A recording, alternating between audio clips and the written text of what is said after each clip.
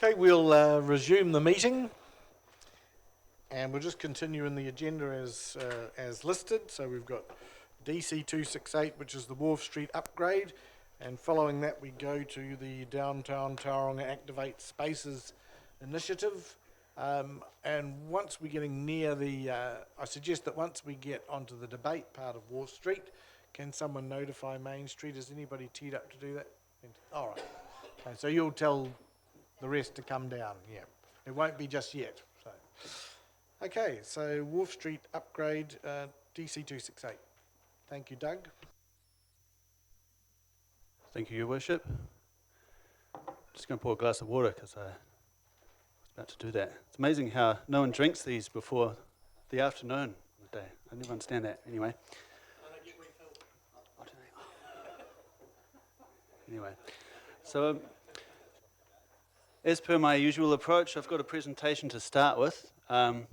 Basically, this is a report taking us through Wharf Street mainly as to the only actual decision sought through the report, and otherwise an update on those other projects.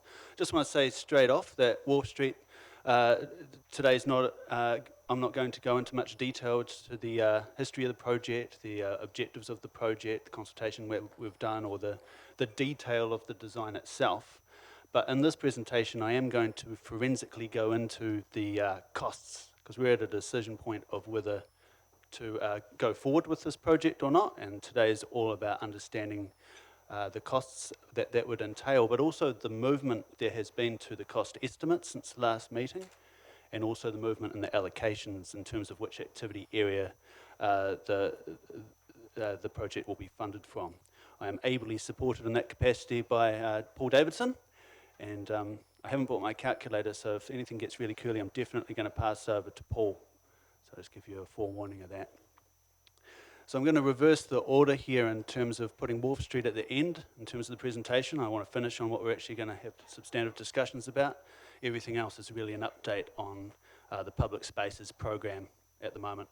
This isn't the only work that the Public Spaces team does. We do a range of other things like Christmas and public art projects and involvement with some strategy work with growth and strategy. But these are the projects that, if they happen, would lead to actual changes on the ground in our city. So that's kind of how I describe this program here.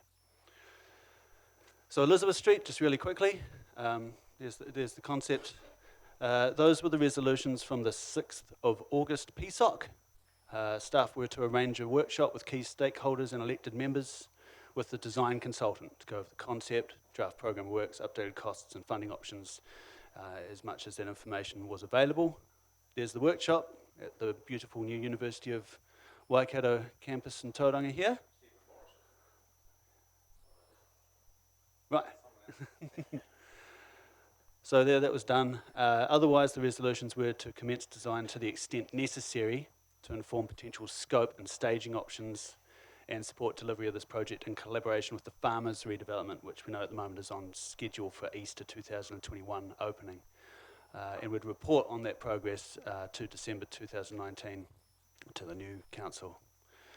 Strand extension, there it is in all its glory, with the regional house just getting unwrapped behind it. And the foreground is the scope of our project, really. It's obviously got some areas that are a bit untidy, but it's a comprehensive project looking at everything from the top of Elizabeth Street down that bank around, and having marine facilities for the regional council, who are going to upgrade that building at the bottom for their base of operations. Resolution from the 6th of August PSOC, require a report to this committee in December 2019 on progress on that. Coolum Park, beautiful photo there. 18th of June PSOC, and as confirmed by council, an additional budget for that project to realise its full potential, and staff are undertaking a final round of engagement, really doing a reset, re-engagement on that design and that delivery. So an engagement plan for that is attached as Appendix D. And I also must thank Councillors Baldock and Stewart for having been involved with our staff preparing that engagement plan. Proposed program for Coolum Park, just really quickly, at the moment it's on track to come back to the new council at the end of the year with having completed engagement and redesign, something for the new council to consider to allow construction in 2020. And just to be absolutely clear, just around our space there, the construction phase would go longer than March till April, really continue on through the first earthwork season and then civil works through to spring. Te Papa o ngā manu Porotakataka, that is going to come back to you for a full update on the 10th of September council meeting. Memorial Park to City Centre Coastal Pathway, good discussion on that this morning, and that will proceed to having business case developed for that as per that decision this morning. And that takes us to Wharf Street. So here's the resolutions from the 6th of August. Staff to arrange a workshop before the 27th of August, which is today, so that you could actually go through the detailed design with the design consultant. Looking at the design, we've got the full detail of the program of works, updated costs, funding options. We went through that as much as we had available on the day, and we're to report back right now for what we're doing today, consideration of approval to deliver it within the 1920 and 2021 financial years. So yes, 100% detailed design is now complete. Cost estimates on that 100% detailed design have been completed, and that public workshop was held on the 14th of August. There's an image from the workshop. You can see one of our staff having images of the vision of our design consultant being channeled to him. He is plugged into a virtual reality machine behind the design consultant, not into the design consultant himself. That does look suspicious. And that's what he was saying. He's got the renderings, the virtual reality environment. I spent 5 minutes staring at the timber treatment of an RPZ backflow prevention device. Great fun. Just a few of those images that you would have saw if you got to have a trip on that. So, yeah, decision today whether to proceed to tender and construction. But first, I want to just outline the proposed procurement strategy for this project really quickly, but then dive into the cost estimates and how we've arrived at where we are today. So procurement, working with the PMO, looking at a proposed two-stage tender process. So stage one, and this really supports the outcome of the workshop actually. If you look at the content of the DC 268, you can see that the outcomes from the workshop, there really was a focus on, well, what's the experience for the businesses really going to be like through delivery of this project, the disruption, how that will be mitigated, whether it can stick to time, those types of things. It's so important, and as we're learning from Durham Street, to get that right, to do right by the people that are affected most by construction and the impact on their business. So this two-stage process would allow first an expression of interest tender on non-price attributes only, looking at things like construction methodology, how to minimise disruption to businesses, the timeline program they can stick to, relevant experience, key personnel, risk mitigation, the list will go on. And then once those responses have been received, this process would shortlist to 2 or 3 preferred tenderers, and they would be provided a schedule of quantities and prices to then prepare and submit a tender price, and then on the proviso or understanding that anyone shortlisted would have the attributes that we want in terms of those non-price attributes, the lowest price would be successful in that process.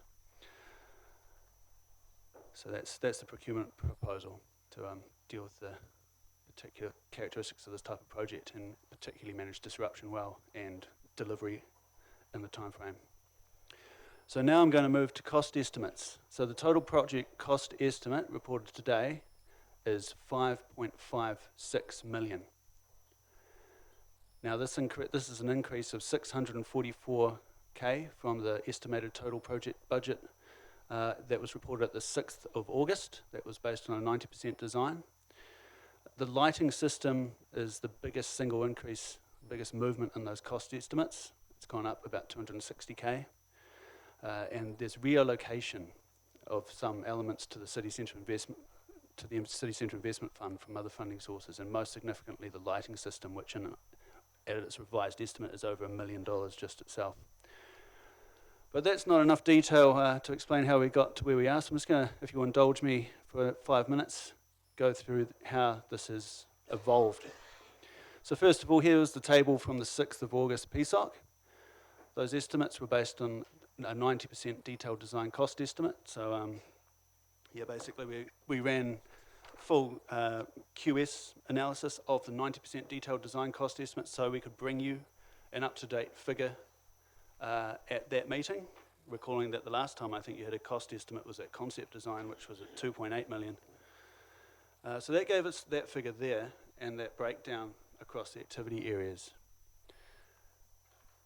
Then after that meeting on the 14th, we had the presentation, the workshop, and this slide came up. And this slide was construction cost estimates based on the 100% detailed design, QS, and this was provided by the design consultant, and it's just the construction cost estimates, and you will see a significant shift in terms of the balance between transportation, stormwater, wastewater, and water, and the streetscape component. So we didn't actually have the 100% detailed design at the 6th of August in terms of any QS analysis of that, but we also hadn't had the opportunity in pulling together a first cut of allocations between the activity areas. We hadn't had the opportunity to run that by our design consultant in the time that we had available. And after this was the 6th of August meeting, we regrouped as a project team and took on board, well, why is the allocation so different? Why has the design consultant estimated such a weighting towards streetscape and we had it more evenly split across streetscape, transportation and the waters? And just to take you through why that occurred, these were the main culprits. Traffic services was put under transportation. Stormwater drainage, one of those items really has to sit in the City Centre Investment Fund, but it also went to stormwater. I'm sure you can understand as a desktop exercise, not involving the design consultant and looking at a summary sheet, why it went through different sets of hands and the allocations were to put traffic with transportation and stormwater with stormwater. I take full responsibility for the fact that that is actually basically just human error that happened, because when you drill down underneath those summary items, traffic services is the very fancy lighting system. And that's not something that our transportation department invests in to light the average street. It's the City Centre Investment Fund expense. I take full responsibility for that being human error, and I'll cop that one on the chin. And because there was such a big shift in the allocation, it also significantly changed how we estimated sharing the costs which actually apply across all of those activity areas to the different funds. Before, where it was a third, roughly, we just thought, well, for the sake of a 90% cost estimate breakdown, let's just make it a third across all of those attributes, like preliminaries in general, allowance for traffic and pedestrian management, overheads and profit, day works, contingency, utility provider costs. But now you can see the weighting is very different. So what we have done now is pro rata applied those across the activity areas. So there's a much bigger weighting to Streetscape Fund to cover those components. I just want to say, in the 100% design QS, the chorus estimate has halved from 30 grand to 15 grand. So, you know, small wins and celebrations. It's good news. Yeah, but it still leaves, why is this figure different? Why am I talking about a $5.56 million project budget and that figure says 4.4 total? And that's because this is the construction cost estimate for the project. It doesn't include all those. You're probably getting tired of getting reminded about this now after recent meetings, but we've got professional fees, we've got iwi monitoring, we've got our internal costs, i.e. project management, and we've also got risk funding allowance, which is an additional allowance we put on to account for anything going wrong over and above just a standard construction contingency. That's those things there. Those come to a total of 773K on top for this project. So you say, okay, well, I had 773K to 4.376. I'm still not getting 5.56. That is because this doesn't include the design costs either, and that is the other component that has shifted since the 6th, since the 6th of August. 6th of August, we reported that the design cost for Wharf Street was 274K. That has increased to 410,000 total design cost for design completed to date and design going forward through construction. And of that money, we've spent approximately 320K already, so we've definitely blown the 274K budget. So you add 410K onto 4.4 and 773K, and you get to the 5.56 million that we've got today. And you also see that you had 3.3 basically as streetscape component in the construction cost estimates. That goes up to 3.9 because of all those additional prorated project costs that aren't included in the construction cost estimate. So that's my best explanation, apology, and upfrontness I can give around how these costs have shifted, and it is a process of going of refinement, and there was an element of human error involved in that. But I hope that explains how we've arrived at the breakdown we have today. There's the total budget estimate. This is just a summary of what I've just been through. So the total cost of the project from the 6th of August to now has increased 644K. 320K of the 5.56 has already been spent, but we were reporting this as a total project budget, so it's what that 320 we've already spent and everything we've got yet to spend to deliver this thing. So the budget, the budget is not technically completely 100% loan funded because some money comes from renewals and such. This is a previous version of the slide before I triple checked with our finance department on stuff I'm just not completely as good as they are on. So ignore that line budget to be 100% loan funded, and also that there is a non-material, but nonetheless there'll be some change to the impact on the ratepayer based on those allocations, just in the sense of something that Paul can talk to more directly. I'm not quite sure why the amended version is not up there. So there we go, that's on me again. Project budget is not a spend target, so we're not saying that this is actually what the whole project's going to cost. You appreciate it does have a healthy amount of contingency in it, and we'll obviously be hoping for the very best price through the tender process.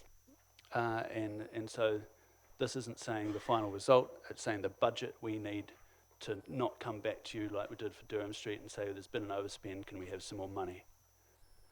So that's the approach. I might hand over to Paul, just because I've raised this issue that the budget is not technically 100% loan funded, but made this claim that, but it's nonetheless not a material change to the ratepayer reallocating from waters or transport to streetscape. So if you would help Paul, that would be great.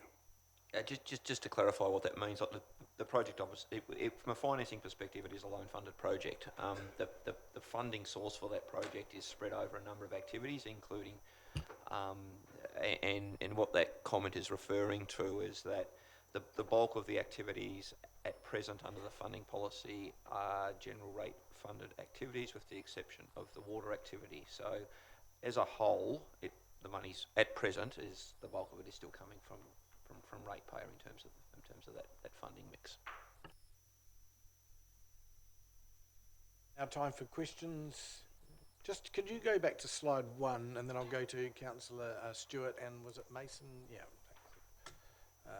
The funding options. Sorry, the when we go to tender. Okay, with this non-price attributes only to begin with, does that actually get us the best thing of the end? I mean, we've had this over the years, and we find that some people are excluded, and we tend to pay top dollar. Why couldn't we put in at stage 1? You know, obviously we want to minimise disruption to business. We want relevant experience. Can't those things go in at the front end, rather than having this 2-stage process where it is very hard sometimes for new players to get their foot in the door? It's just a question. I have to confess, the procurement is something I would defer to the project management team to really comment on how they would run the procurement process. I was expecting someone to be here from project management. So maybe if I could just let that question lie and ask for someone to contact Gareth John to come and speak to this. And then we could come back to that question, possibly. Good afternoon, through the chair.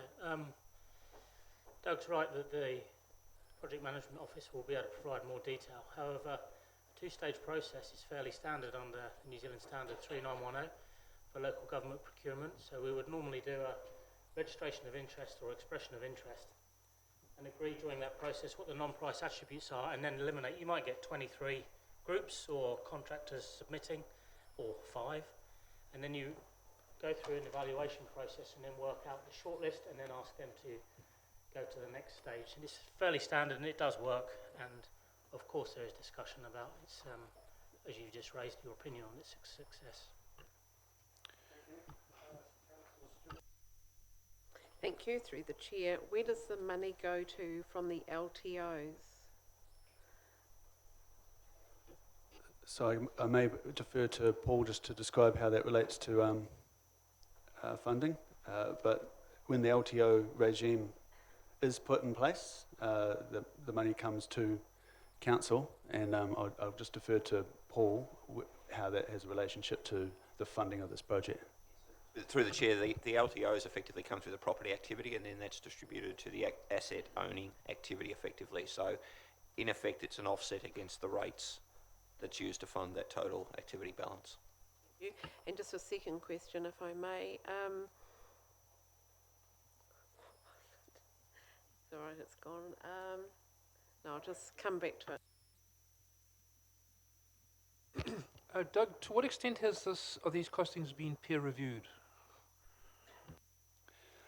So the QS estimate was prepared by a consultant engaged by the design consultant. That was then peer reviewed by an independent QS consultant, and then also reviewed by our internal QS staff member who,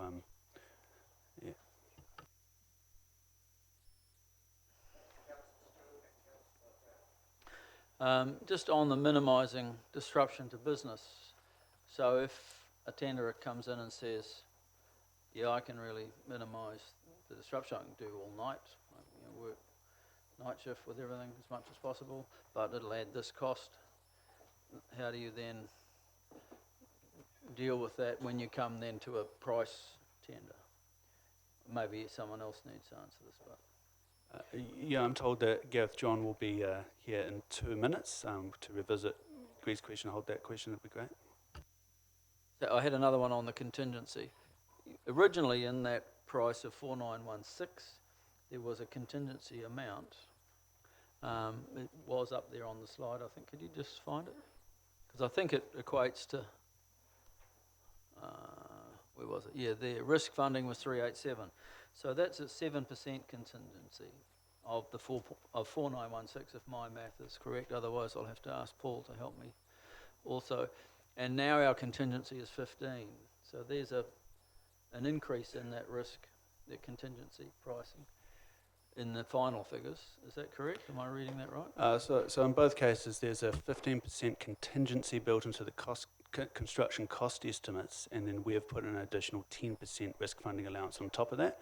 So that is 10% of what is the total construction cost estimate figure. The reason why it looks like it's only 7% is because that total estimate also includes design cost and the other project costs on which we don't calculate the risk funding.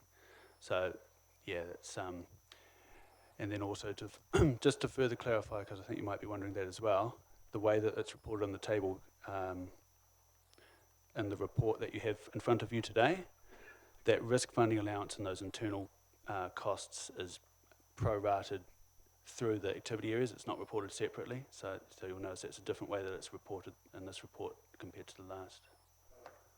What I was trying to get clarified was that the amount of risk has gone up from the first to the 5, like... Yeah, I can clarify that at the 90% detailed design, it was 15% construction contingency and a 10% risk funding allowance.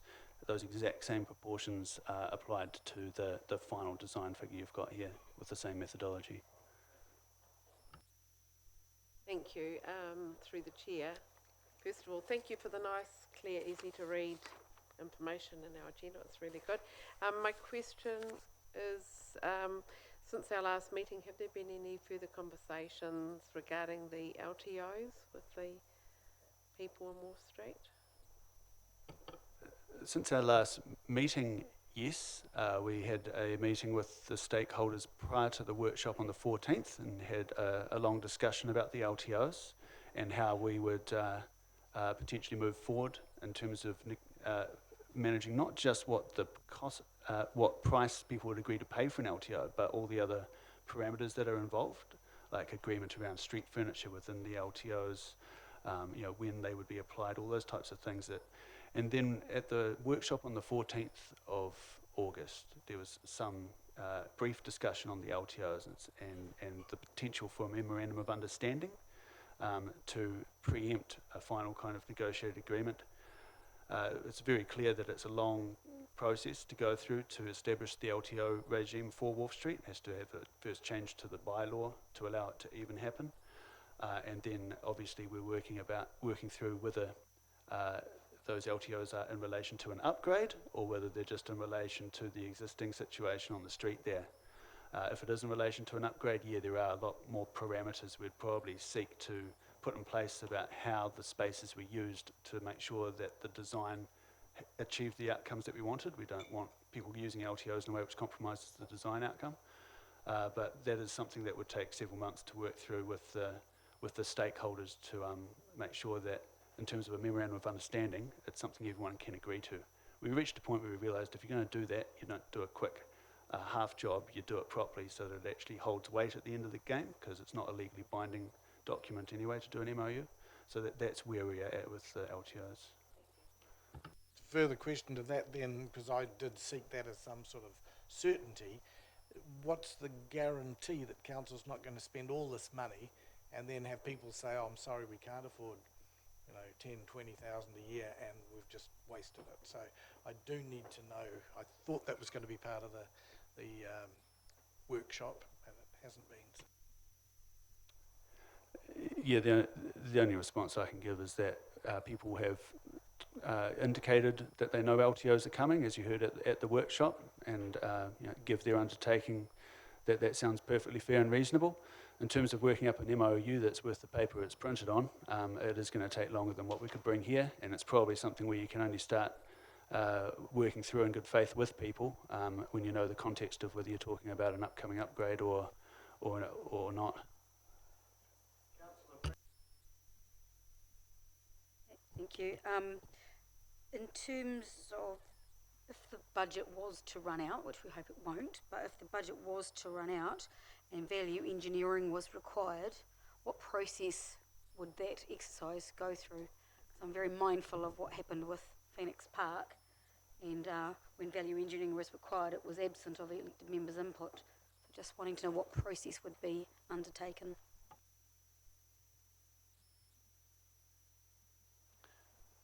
Again, that's something that I'd probably partner up with the PMO to describe how that process would work. Of course, being very cognizant of exactly the dynamic you're talking about, and value engineering or scope reduction or whatever you call it is not something that's necessarily led to outcomes in line with what council has sought for particular projects of late. So, yeah, can we maybe? I'll just defer to my colleague Gareth John to answer that question. That's not really fair. But could you just repeat that question potentially so that Gareth can help me with the response? I'll speak slowly so he's got time to catch his breath because he just ran up the stairs. So just talking about the budget, and if the budget was to run out, which we hope that it won't, but if it does, and value engineering is required, what process would you take? Because I'm mindful of Phoenix Park, where value engineering took place without elected member input. I would want to know how you would propose any value engineering, or if it was required. I I guess the answer to that would be we wouldn't know the full cost of the project until we open the pricing envelopes, which I believe Doug's spoken about the two-stage process earlier. So at that point, we haven't awarded yet. We've still got room to negotiate with the preferred tenderer, either removing scope or asking them to potentially provide alternative methodologies to our specifications or design. And then we could relay that back through management and yourselves if that is what council would be interested in. Pretty sure they would be interested in that. But what say you get 3/4 of the way through the project and then there's some value engineering or some scope reduction? Would there be the same process, come back to elected members for that final decision? Correct. There's going to be a lot more rigour around the QSing of this project and the cost to completes. As Doug's probably alluded to, and I think we've come to council of late with a lot of cost contingency and risk funding, so we can report as we progress through the project, get out of the ground, get out of the pipe work, start building our pavements up, ordering materials. We can report back that we're not having to use certain risk funding allowances. So we can probably report back on a monthly basis through Doug and management on how we're progressing, and if we do envisage any potential variations, that can be transparent throughout the project.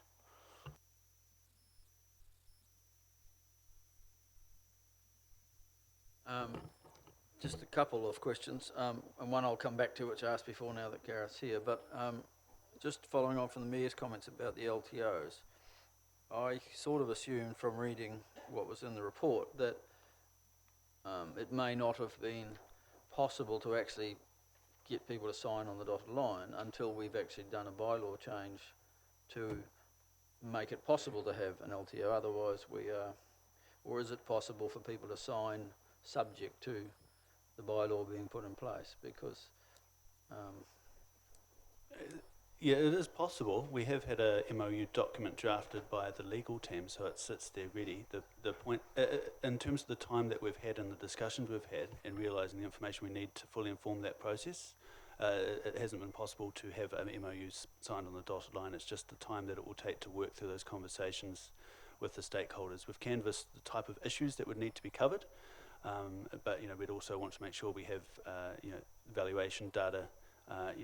We have had one valuation done already. We'd want to get another one, for example, and to inform the process. And it's just clear that it will take some time and some direct engagement more than once to actually get, especially if you're talking about 80% plus of the people on that street signing an MOU. It's going to take some time, and I haven't been able to complete that work before today. and if they if they signed and if we complete the project and then they said no, we don't want to pay for an LTO, then they don't get to use the space. Basically, I guess that's the option. You can't put chairs and tables out there unless you've got an LTO. That's right. Once that bylaw is in place and it has an LTO framework for Wharf Street. Was just going back to Gareth, if I can, when you had the non-price attributes there, Gareth, when someone comes in and says, look, this is how I can speed up the project or I can minimise the impact on the businesses there, we can do night work all the way through, but it's going to cost this much more. And then when they come to the tender of the price, obviously their price is going to be higher. You manage that, you look at that and say, well, it's worth spending that to do that. Can you just go through how you work through that? So the whole reason why we're looking at doing the two-stage approach is obviously there's a lot of sensitivity around the shop owners and maintaining their trade and lessening the impact on the CBD. Now, in order for the contractors to solely focus on that and to ensure we've got the right contractor that's thought about that will then price that into their works, have the right methodology, have catered for all of the specifications that we've put on them in regards to level of service through the construction works, which I think we've talked about in the workshop. We want the contractors to focus on that we want to make sure they've got it right. And then we shortlist from there, and then it's basically a lowest price conforming once we've got the right contractors in the room pricing the project. So I guess to your question about if someone comes with an option of doing night works to speed up the program, that would be discussed in the negotiation portion of that first stage. So that would be something that we would look at as an evaluation panel to weigh up that. However, I think that we've got to be clear in our specifications for the tenderers, so it is apples with apples, and we just need to make sure we've got the best apples in regards to contractors bidding on the work. So we can't have one contractor doing all night works, another contractor doing a combination. It's got to be consistent, and I think we'll work through that in the tender documents with the business owners to ensure it doesn't impact on them and they're aware of the level of service in the contract. I'm still not clear how, when you move to the second stage and it becomes the lowest price conforming, how, someone who's thought about it, but is obviously it's going to take more money to do it, how they then don't get knocked out on that second round and may be the best contractor for the issues that we've been talking about in the workshop. Yeah, and I think what I've allowed for is a lengthy negotiation period, because I'm sure contractors will look at the proposed solution and come up with some great ideas.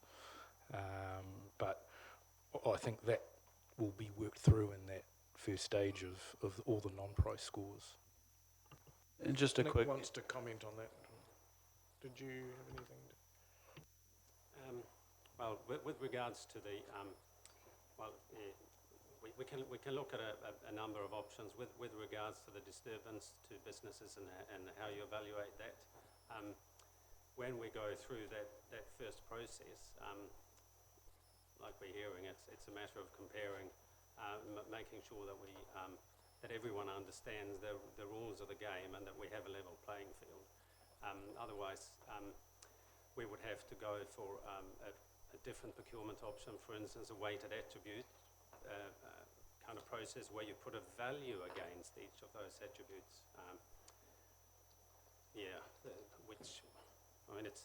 We need to weigh up the risk here. We need to weigh up the various components and making sure that we get the best value and on sort of a level playing field. I'd say it's hard to pick the perfect model for this. They've all got risks and opportunities.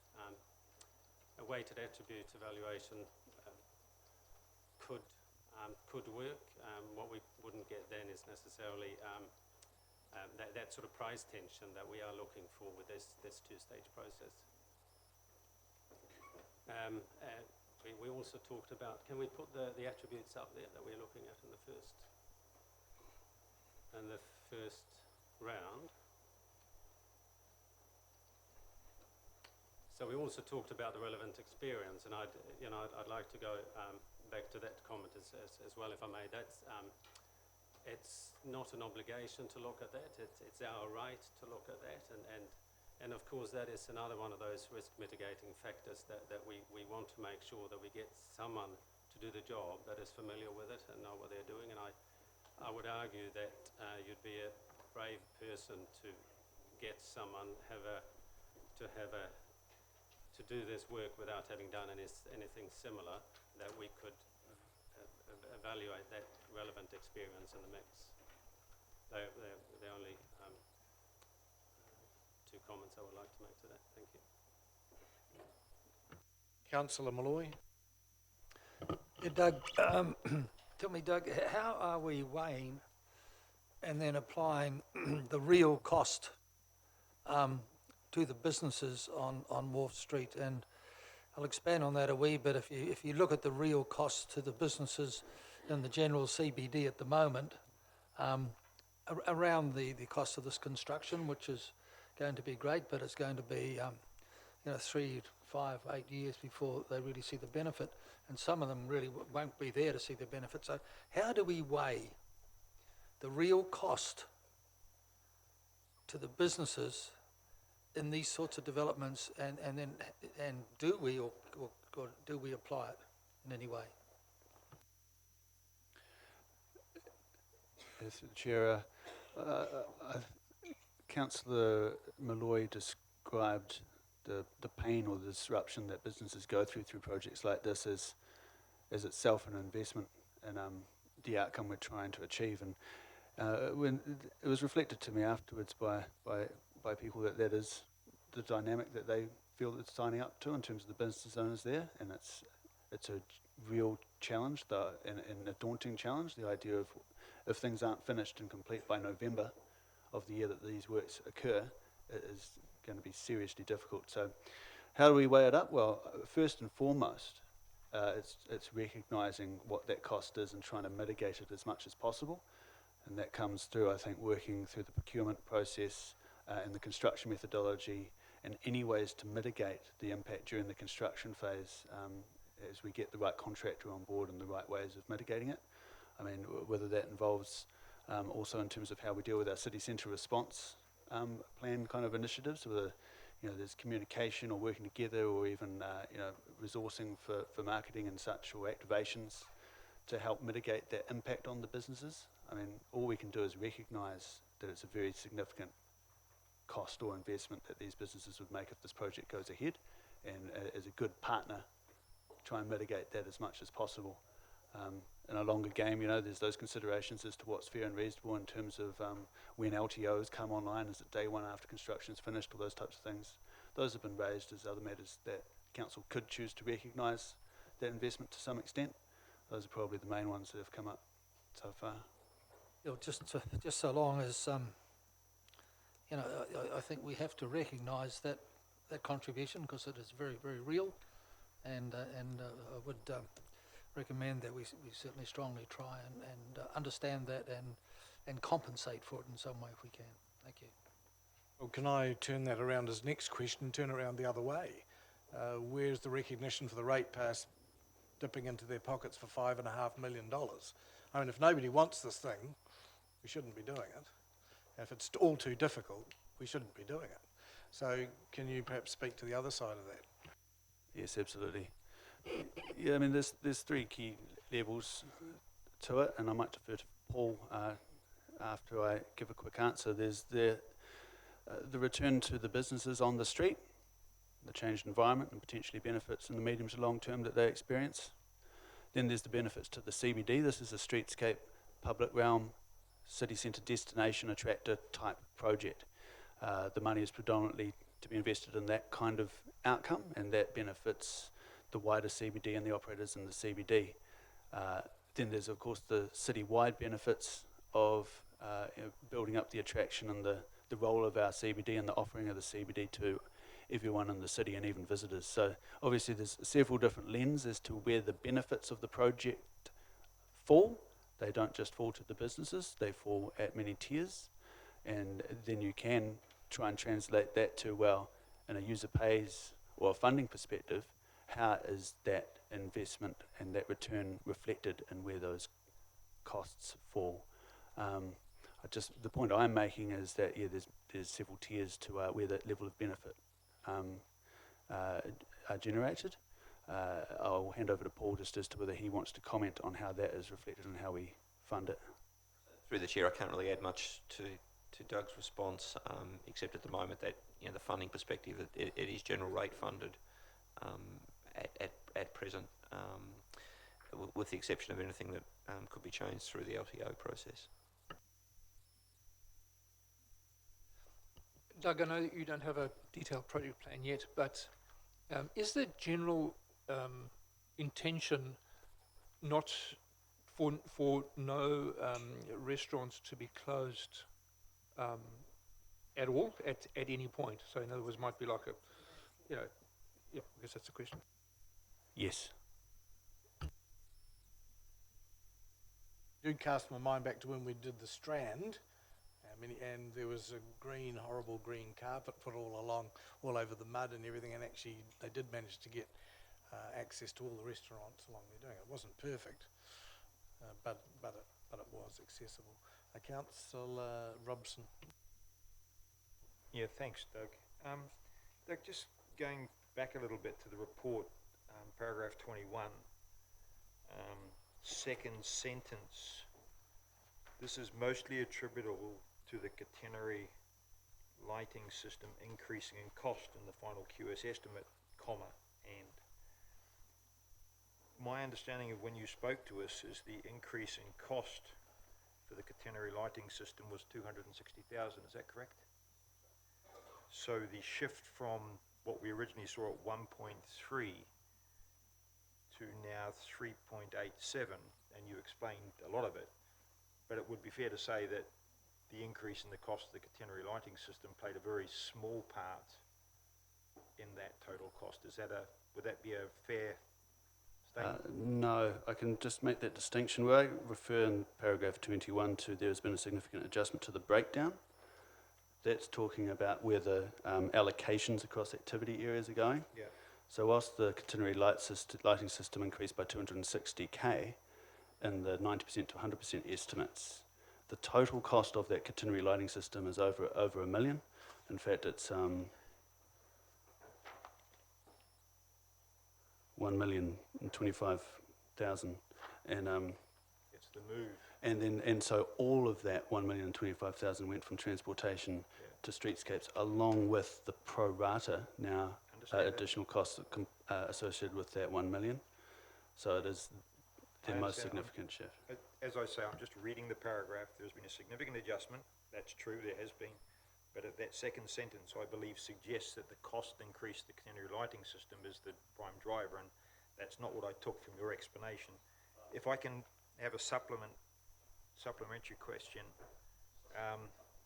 If I could just on your last comment, you are right that that second sentence could be written more clearly. It talks about the increase in the cost being the main attribute for the cost increase. It's the fact that that was entirely reallocated from transportation to streetscape.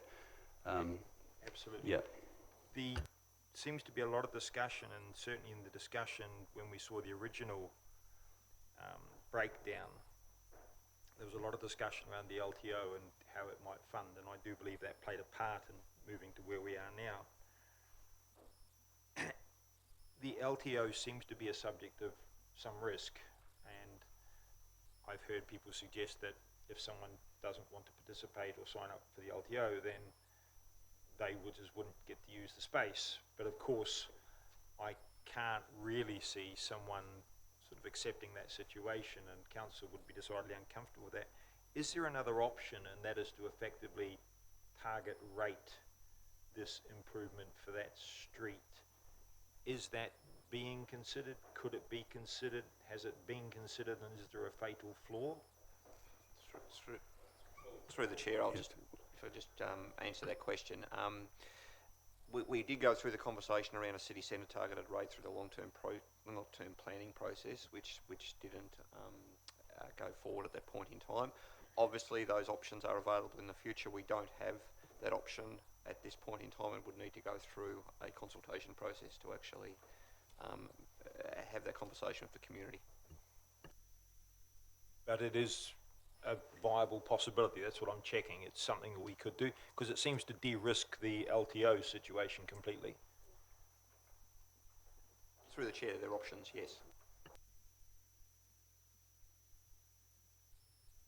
What Councillor Robinson is referring to, is he talking about a contribution from a targeted rate to the cost, not the cost? You're not talking about a massive targeted rate. I'd be concerned, because there is a benefit for the whole of the city for this, as well as the people on the street doing business. If I could respond, Your Worship, appreciate the question. Like all things, it's a matter of discussion, balance, nuance, who benefits. But it seems to me that the LTO discussion has some obvious risk. This would de-risk the situation. The fairness and equitable nature of that approach would be the subject of discussion, and I imagine it would be a matter then of deciding what was an equitable amount to recover via that approach. You could also do both. I'm just conscious of the fact that the Productivity Commission was very, very clear in its draft report, which came out this year, that the whole user pays, targeted rates, beneficiary approach was a much better way of protecting the level of general rates than any other option they seem to find. So we have had some government guidance in that department. One further question, if I may, Your Worship. In response to a question from Councillor Larry Baldock, you mentioned there had been a valuation. Yes. Yeah. And you're seeking another valuation. I understand the preference is to get another valuation to reinforce that one, yeah. And That's through our property team.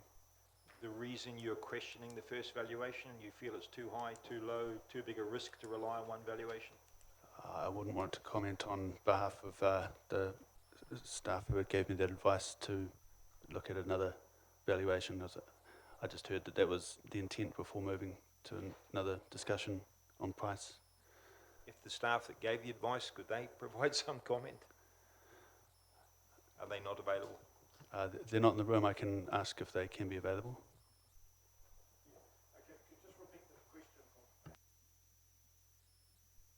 Yeah, Doug, if I may be so casual in a formal environment, thank you. Mentioned with regard to the questions on the memorandum of understanding by Councillor Larry Baldock, that possibility that could be signed prior to things happening, subject to conversations and everyone's agreement. And obviously there would be conversations, then there would be a need for evaluation to inform those conversations about what the value was of the work that was being done, and then commented that they'd had one valuation and they were seeking a second. And my question was, are they seeking a second because they're concerned the first was too high, too low, or they need two to de-risk, or what was the basis for seeking another valuation?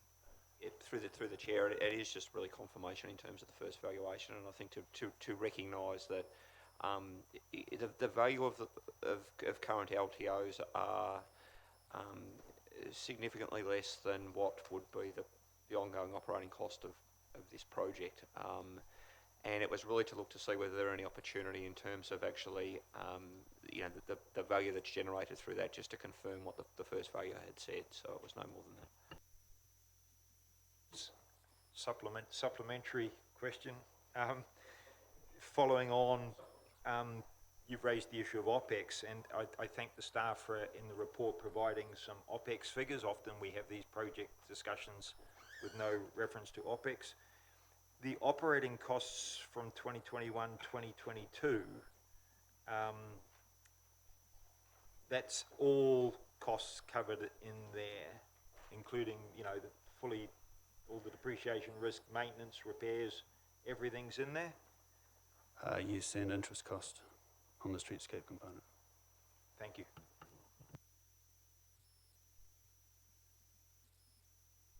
May I please ask Councillor Robson a question? Thank you.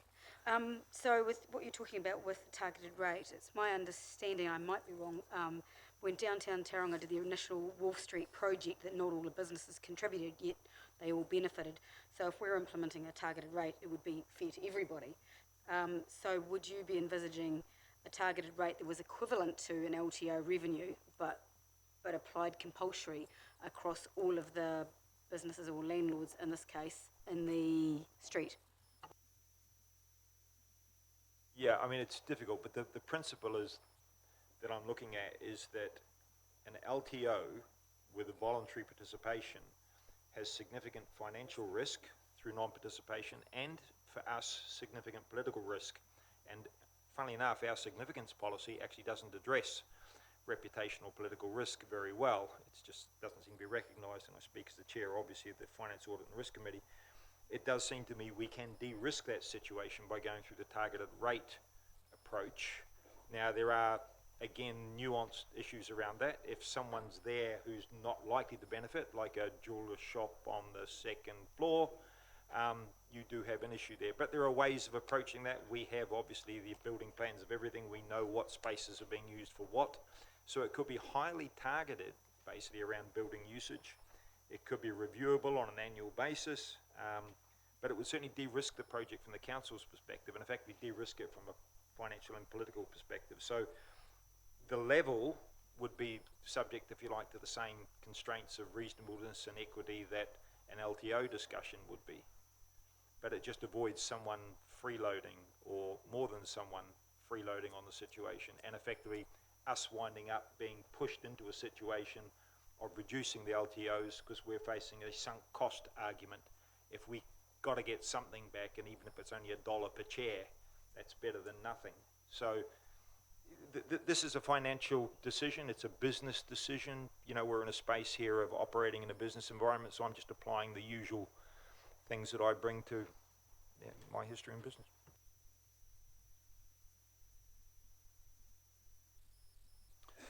Once again, Doug, you know, we're also currently looking at Elizabeth Street. So all the principles that we're talking about here will apply to Elizabeth Street as well.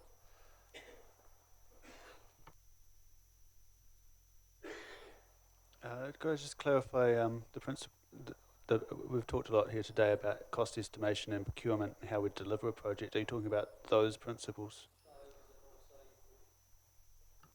And we've been talking about LTOs, and Councillor Robson has just been talking about the possibility of a targeted rate.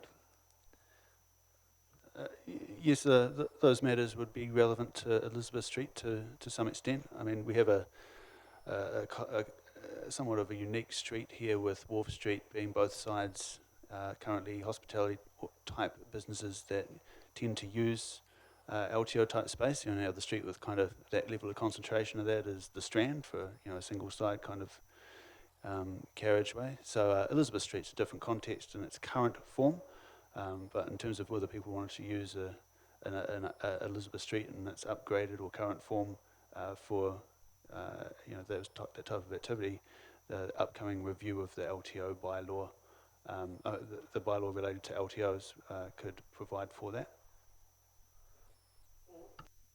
Through the chair, if I can just add some comment on the targeted rate conversation, whilst it may not necessarily help with today's conversation. I think the advice would be that if we're going to move into that conversation, we should be doing it more in totality around the whole CBD at least, and if not wider, rather than just particularly focused on segments of the CBD, because we do need to keep that parity in place.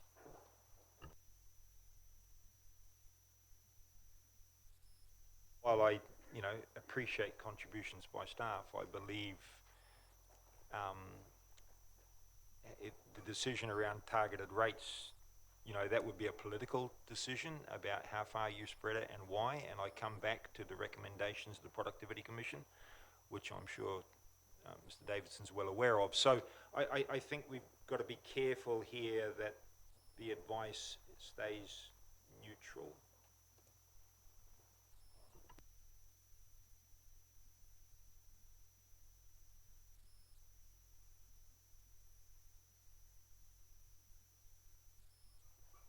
I'm sensing that we might want to look at AC and might just need a short, unless someone else is going to move A and B, we might just want a short adjournment to work on some wording for it to see how much support there is around it.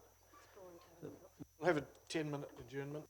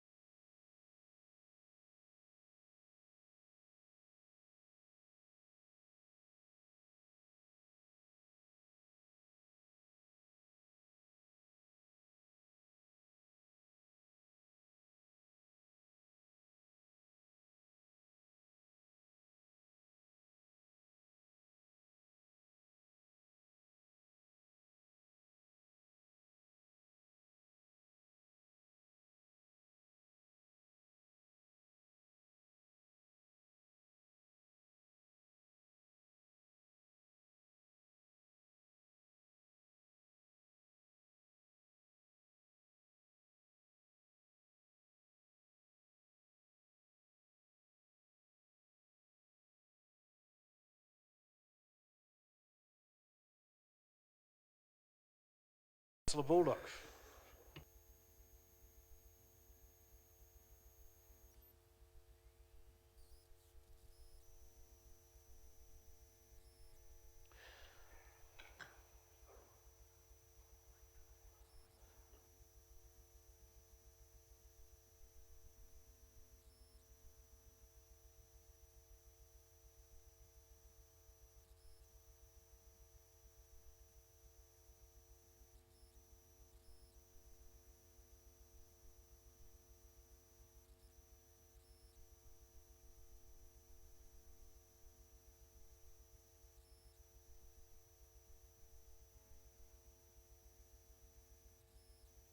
Perhaps with your indulgence, to save going through amendments and other amendments and things, if anybody wants to make any comments on it at the moment. Thank you. I believe that we are conflating LTOs and targeted rates. The LTOs, I believe, we want to sort out prior to construction, but the targeted rates, I agree, could be looked at in the LTP process. So if we could separate those out by saying LTOs, is that what it says there? LTOs are taken out of there. Oh, okay, I was looking at the one that you emailed through. I'll put my glasses on. Okay. Oh, okay, you've taken LTOs out there?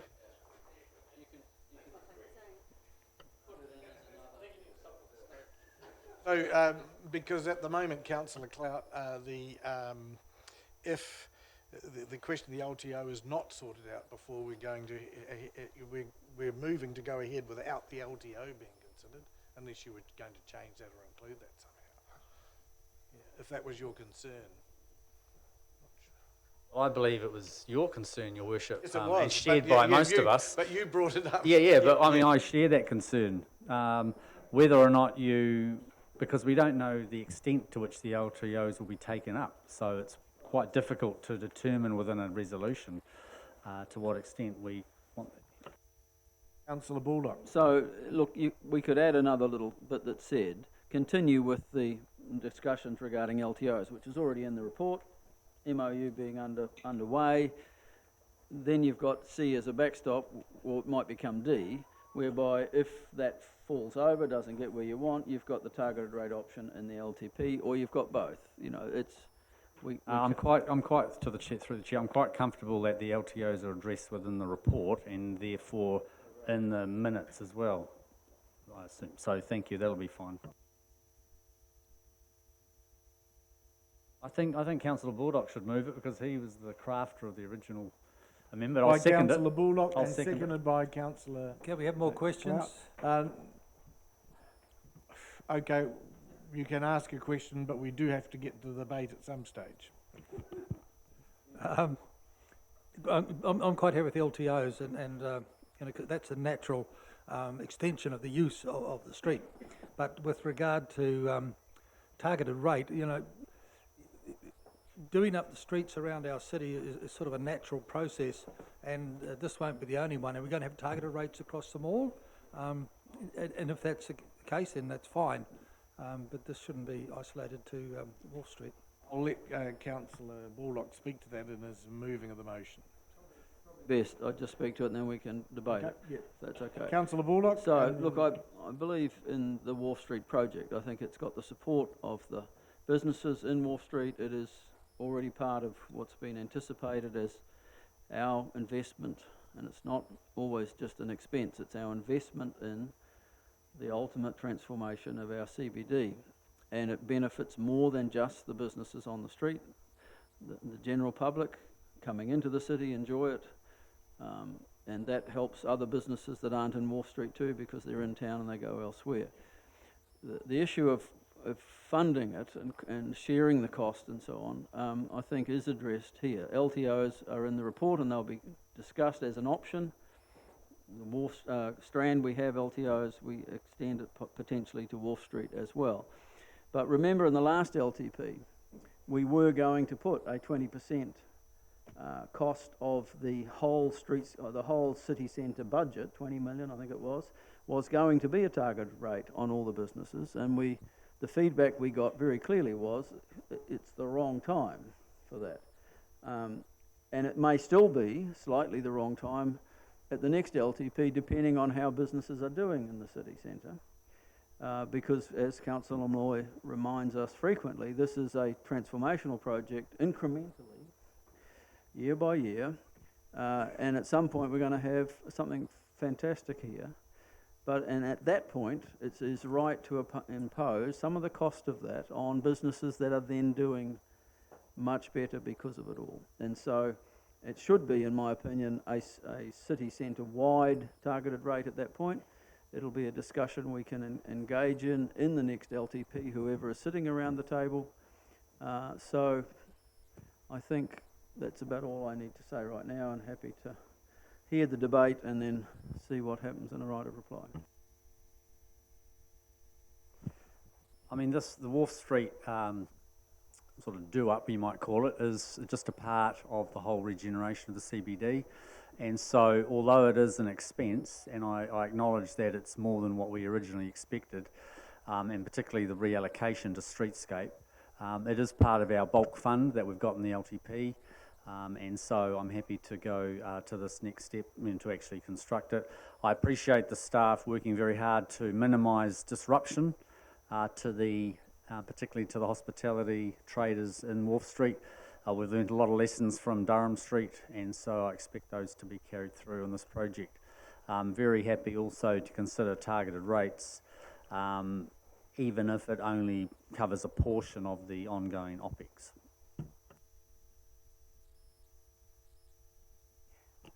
Thank you, Your Worship. Look, I want to express my appreciation to staff and the executive for the way in which this paper has been reported, and it's been very clear, and the costing and the details have been very, very clear, and, you know, right down to staff time and contingencies and the risk funding allowance. So I really do appreciate that approach when we're dealing with projects.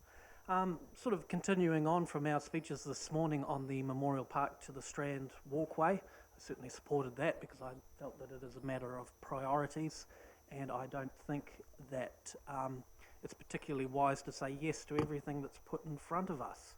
In terms of the licence to occupy element of the discussion, when this previously came to council, I was persuaded but not convinced. No, I was persuaded to support the program then because the LTOs looked as if they were going to cover a significant portion of the streetscape. Now that the costings have been fleshed out more fully, that's certainly not the case. And certainly in terms of C, I don't think you can come along afterwards and say, hey, look, we've done this work in the community, and then go and knock on people's doors afterwards a year later, maybe 2 years later, and say, hey, would you like to help pay for the work that's already been done? Kind of reminds me of that of a certain lady who would come around our street with a magazine, and she'd leave it with you for a week and then ask to charge if you wanted to keep it. No thanks, no, I'm fine. So in terms of the CBD and the relative projects, for me it is a matter of priority, and yes, there's public benefit, yes, there's private benefit, but I don't think there's sufficient public benefit relative to other projects. Strand to Memorial Walkway, there's a heck of a public benefit there. That's really important. In terms of this project here and the promise of what it will deliver for that money, I think there are better things to do in the CBD. And it's not just the Memorial to Strand Walkway. There's something missing from Wharf Street. There's something missing. I wonder if you've considered it. It is in fact a wharf, Your Worship. So what Wharf Street needs is it doesn't need some lights, the previous iteration of which crashed down onto the road, and then the organisation which was responsible for driving the project disappeared, and the council got all the blame. No, what Wharf Street needs is not a dining precinct, it needs a wharf. And so that would be a better spend for a greater public benefit, and certainly very little private benefit, but certainly a much greater public benefit. So it's a matter of priorities, sir. And so to that end, I cannot support this. I think that the balance is in favour of private benefit, relative to limited public benefit. And there are other projects which we can do, and actually quite frankly must do in this city, that would deliver far greater public benefit. Notwithstanding, there was another project discussed earlier on this morning, and that's the Mowal Base Track. Mowal Base Track, Strand Memorial Walkway, Coronation Wharf, a wharf on Wharf Street, imagine that. And then I put this project up against those, and it really does pale in comparison. So it's a matter of priorities for me, sir.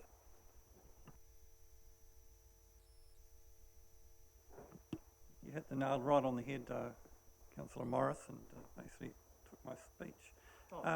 But if I can also just add to that, projects which we had a bit of a workshop about, and that's the Elizabeth Street project.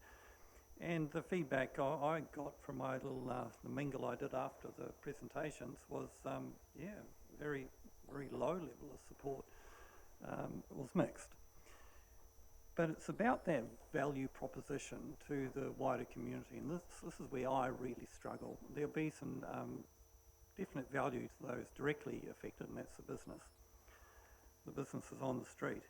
But the general public, and Steve's right, Councillor Morris is right, when you look at the other projects like the one this morning, people love to come to a destination, and it's downtown CBD, and part of the experience would be to go to the waterfront and stroll down to Memorial Park and back. It's all part of that CBD attraction, and it will add to it, and it will bring people here. It's an attractor. But this project on its own is not an attractor to the street. There's plenty of offering there already, and quite attractive offering that would sort of minimise or dilute the benefit of this project. Because if our only precinct in terms of dining was Wall Street, great, let's do it. But the other offerings down, the Strand are pretty attractive and are a destination in itself. So that's where I struggled. I look at the operating cost of 369, and if we wanted to allocate some of that via a targeted rate or licence to occupy, you're not going to recover a big portion of that. The report in itself says that it varies from, where does it refer to it? Up to a maximum, from 30 to 80k. So for a midpoint of 60k out of this 369, that's potentially recovered via LTO. And then when you start talking to building owners who are probably, not getting a huge return, and then would try and estimate the benefit in terms of raising a rent for the value of that additional rate that they pay, it'll be difficult, I think.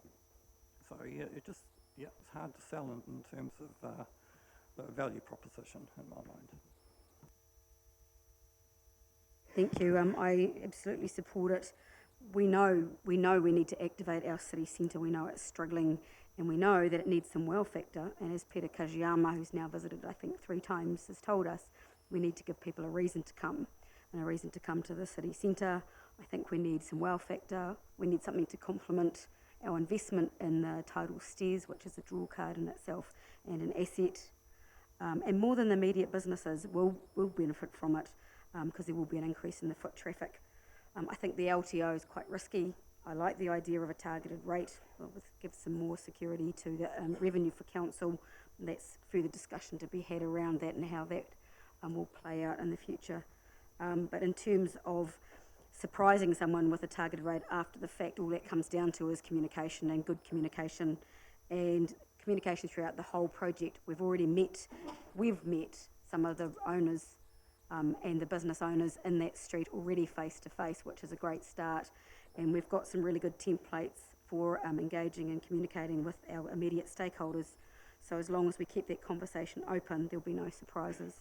I definitely support this, and I'm pretty sure if you asked Eat Street if they wouldn't have changed their mind on their investment in Eat Street 2015.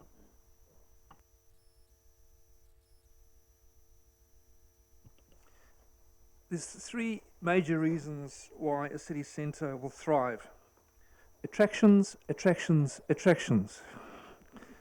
And this is an attraction. A good Eat Street, or a street that has got a specific focus, why people come to it, attracts people from around because it gives, it's a nice place to go to, and you add that to the other upgrades of the streets, and you start to get to a place where people want to go, and it's an extension of their living room. I think this is a really important thing that placemaking is all about.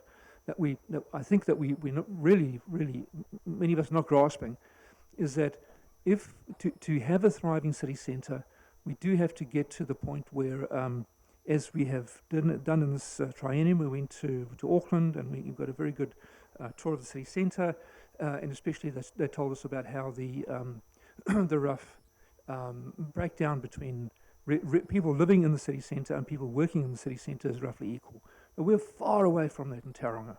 And the only way that we're going to get it is by making the place, first and foremost, to have those places where people feel at home in the street, where they can go, they can have a different meal every night, and they can go back to their small apartment. And it increases the number of people wanting to come in because it's a beautiful place, it's a comfortable place, it's a safe place, and they feel at home there. And without this kind of investment, we're not going to get there. And it's not just about whether we supporting one thing or the other. It's a package. We're not thinking strategically. It's one thing at a time. We don't need to do that. We should think strategically when it comes to the city centre.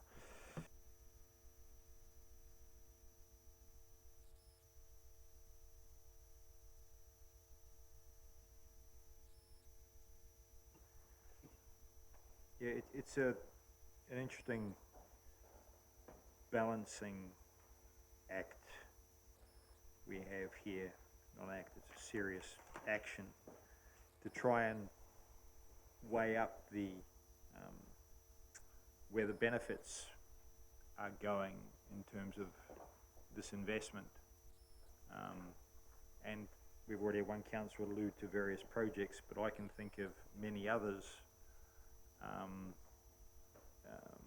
in areas of town where people probably struggle to scrape together enough money to put food on the table that would possibly be for me a higher priority. The challenge for me is that, and in the context of earlier discussions around a business case in the Strand Memorial Park walkway, is I don't think I've seen the business case put in front of me yet. I haven't got the numbers.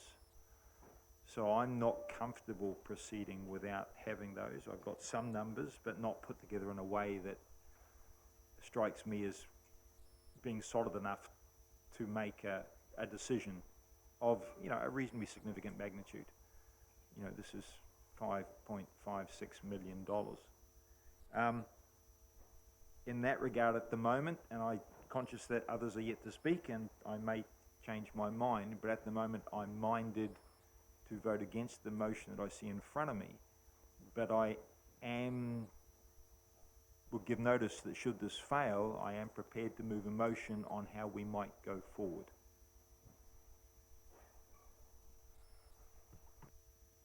Other speakers? Councillor Malloy. Yeah, we are going through a stage of growing our city. I've called it before metamorphosis. It's going to take time, but we don't want to drag it out for too long. We've already taken our community, and this community in particular, we've taken them down a path. We don't want to just leave them at the end of it. We're well down that path now. I think it makes, in terms of us growing our city and making it the place that we all want it to be, I think this is just another step forward, and I think it's a positive step forward. So I'll certainly support it. I think LTOs, I don't think there's any doubt once it's finished and presented, be any trouble in getting a reasonable return from LTOs there.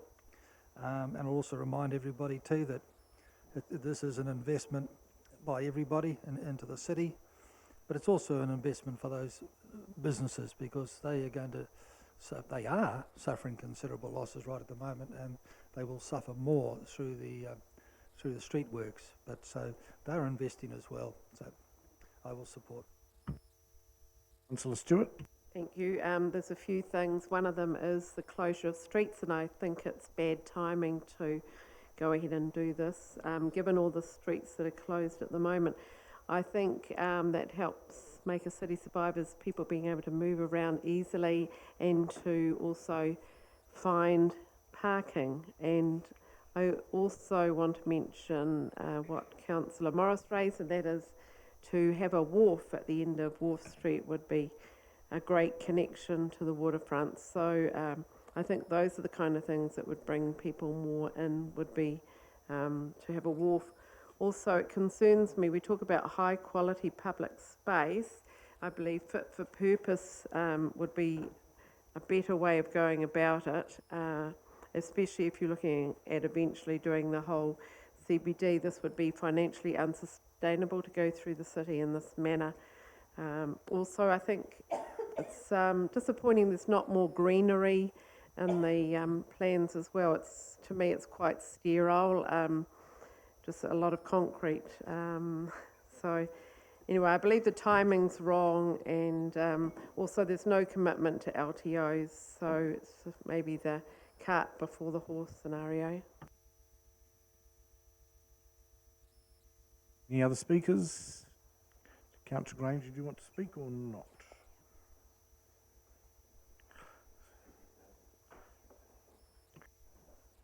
I'm not going to support this. I just feel that the CBD, and we're talking about a large area of the CBD, needs attention. I look at it and say, I think we're building here I would class it as a gold-plated street. Everybody says, yes, we must do something with the CBD. Yes, we should do, for sure. It does need attention. But to throw $5.6 million into just one street, I think not. It disturbs me too to say we've had a blowout on Durham Street over $3 million for that. I'd hate to think the possibility of what could happen here as well. Maths have been done, yes they have, but I still feel that for what we're doing, for the small area it's in, I don't think it's justifying that our ratepayers should cover that cost. So I'm not supporting it. Okay, so from my point of view, I think that we do need to tie down more of the details first, and I thought that was actually going to happen, but it turned out that instead of people agreeing to some sort of a memorandum of understanding, I'm not sure if we actually got to that, but even if we did, the memorandum of understanding doesn't mean anything. I can't see the problem for businesses based on plans, accurate plans, to say yes or no, we're in or out at a certain level to some sort of a license to occupy.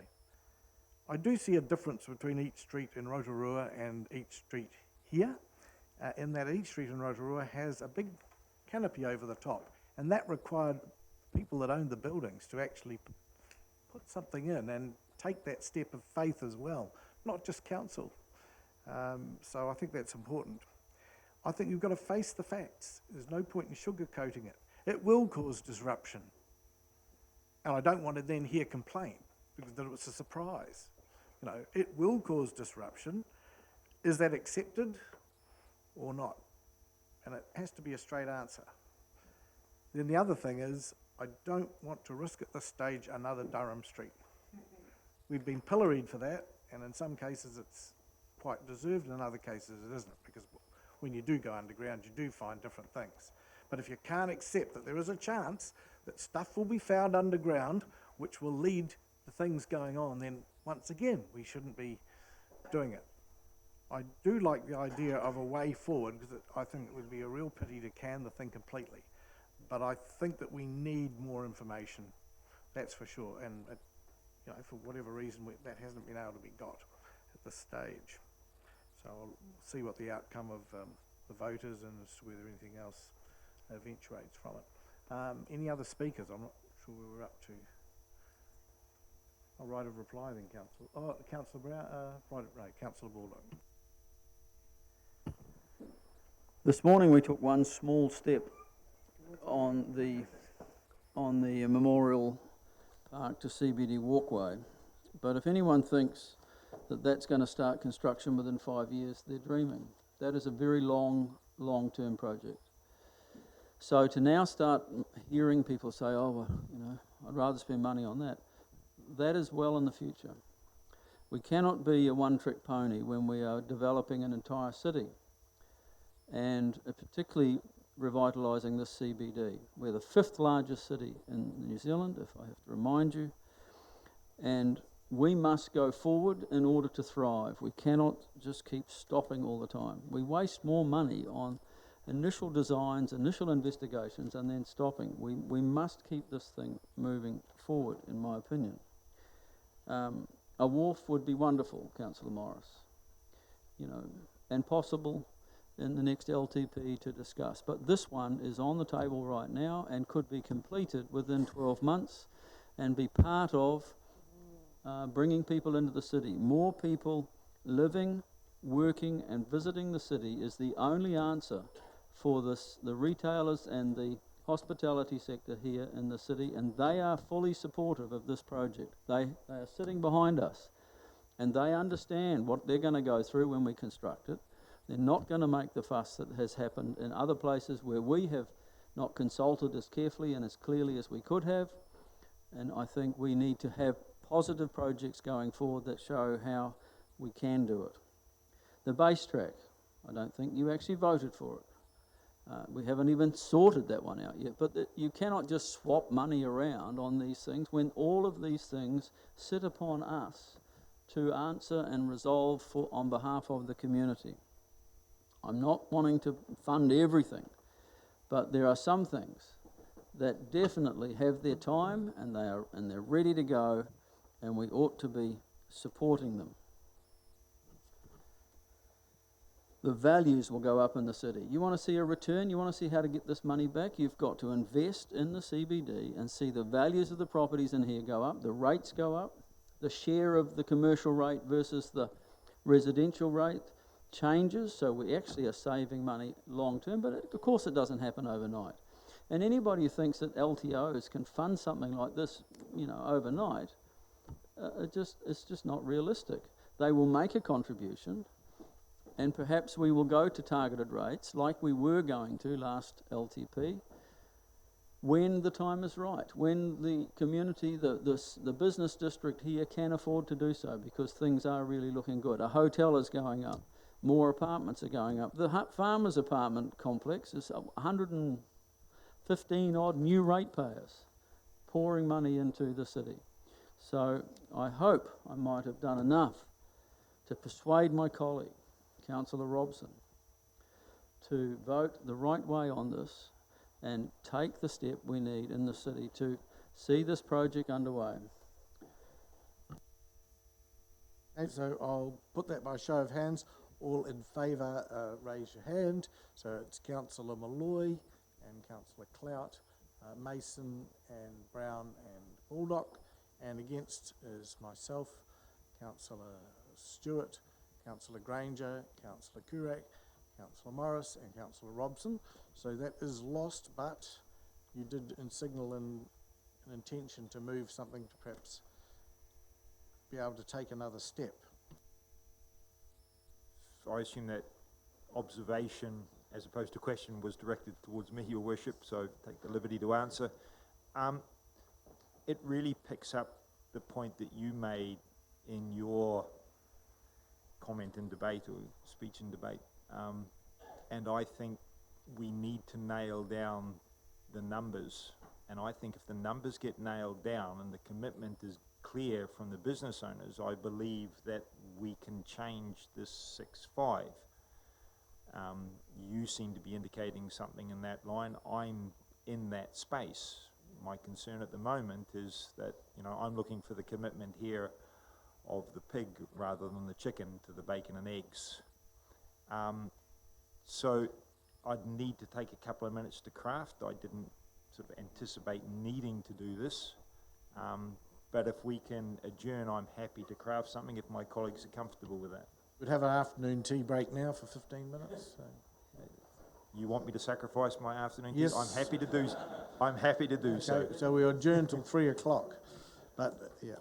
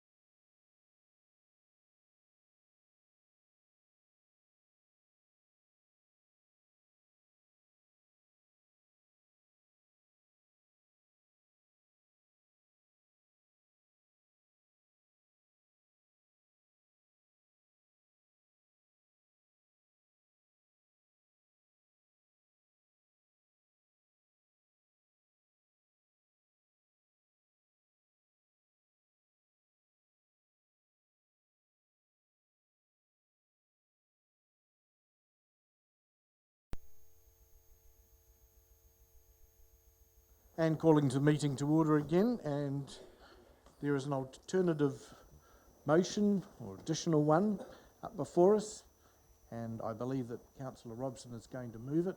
We'll just need to check to make sure he's happy, and Councillor Baldock is going to second it. Want to speak to it, Councillor Robson? No, I think the conversation's really been had. I get the feeling that based on the debate in the chamber on Hiroshima Day, August the 6th, there was a feeling that if the numbers stacked, and they appeared to at that time, this on balance was something that could happen and would make a positive contribution. Subsequent events and additional knowledge have sort of made it more cloudy, and obviously people haven't had a lot of time to consider the implications and what the commitments are, but I get the feeling, talking to some of the business owners in Wharf Street, you know, a place that I probably spend too much money on hot chocolate, and the marshmallows are free, that there is a preparedness to commit to something, but they need something in front of them to commit to, and I think we want something that they've committed to. I believe that our staff and the relevant Wharf Street parties can, given sufficient time and the desire to get this across the line, bring back to council something that perhaps the majority of my colleagues can support, and we can move forward positively into the next triennium. And that's the reason for this happening. Point of order, Mr. Chair. I don't believe that we can do this. We made the decision, so now we're revisiting it. So we've got to get 75% of the people. Could perhaps our committee secretary confirm standing orders on that, please?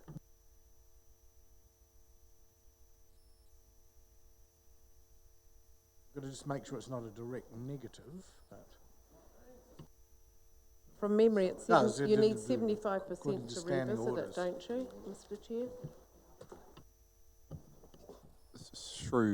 Through you, Worship, I don't know that through this process we're actually reversing a decision. I think we will be bringing further information back to council, and at that time council consider any other recommendations in relation to the Through the chair, this then, meeting. if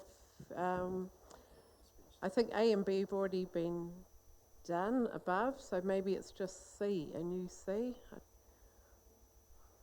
We've already received the report, so we don't need to do it again.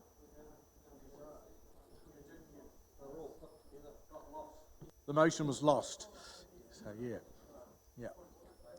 Another point of order, yes? Point of order for your assistance, colleagues. Perhaps if A is removed, that removes any impediment to standing orders, because B and C are new. Just remove A. Yeah.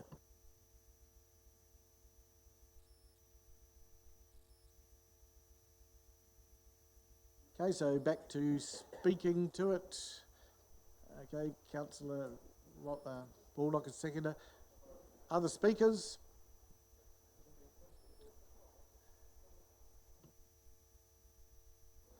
Okay. Yes, John has moved it and seconded by Councillor Baldock. So I'm just calling for any more speakers before I call for a right of reply. Councillor Malloy. Yeah, I'll certainly support it. I think it keeps the gate open, which is very, very important. It does strike me as a little bit of post-decision remorse here, but yeah, absolutely support it. You support it too. It's about achieving a fair outcome. Council puts in its bit. The private businesses put in their bit. That's what we're constantly told. If we all work together, we're going to achieve great things. And here's an example of how it could potentially work out. Councillor Granger. Regards to B, John, should I say A? My site's coming. Are you prepared to put some figure in regards to the funding or percentage? To respond to that, I don't think it's appropriate at this stage. I think this is now effectively a request for a commercial negotiation to be handled by effectively our chief executive and staff with the business owners in Wharf Street, and to bring back to us a proposal that we can discuss and debate. I think effectively the chief executive and staff have had a fair indication of, you know, where most elected members sit. I think the business people, we know that they're commercial. I would hope that we can come to an equitable resolution and bring something back that the majority in that chamber are comfortable with, but I don't want to debate a number now before some discussion's had. Thank you. I want to thank Councillor Baldock and Robson for facilitating this, and thank you very much to the members of Wharf Street businesses who are here. This is a real, in my mind, it's an example of a PPP, public-private partnership, in that form, and so I'm very happy to receive those arrangements coming back, and then we can make an informed decision. The speakers, Councillor Stewart. It's a yes from me for more information. Right of reply, Councillor. Just to observe that the use of public-private partnership is more inclined to get me to vote against a motion than to vote for it. And if Councillor Cloud hasn't learned that in the last 3 years, I fear for the future. So, all those in favour say aye. Aye. Against? That's carried. Thank you. That's good. I think it'd be a good outcome. And now DC 269, Downtown Tauranga, Activate Vacant Spaces Initiative.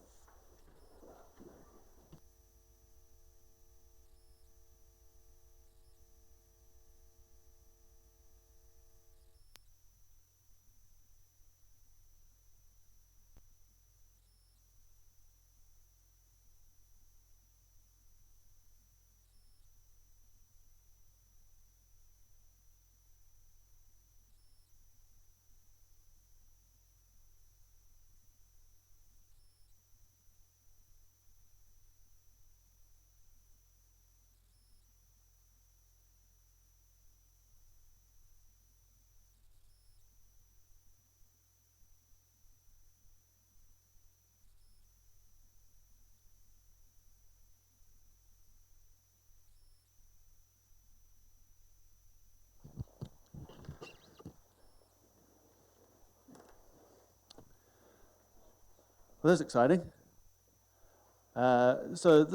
This report, DC 269,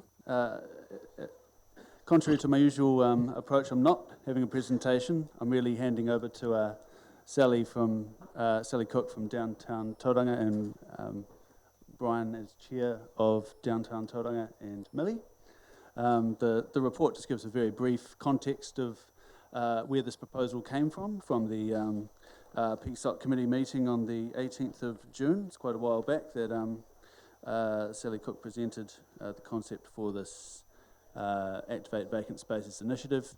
Got a bit of context there as to our city centre response plan. So it's kind of talking about our approach, our focus areas for dealing with the disruption in the city centre, the joined up approach to the city's development, communication, access, i.e. getting people around or to the city, and activation. And that joined up approach, communication and activation focus areas are most directly linked to this Activate Vacant Spaces initiative.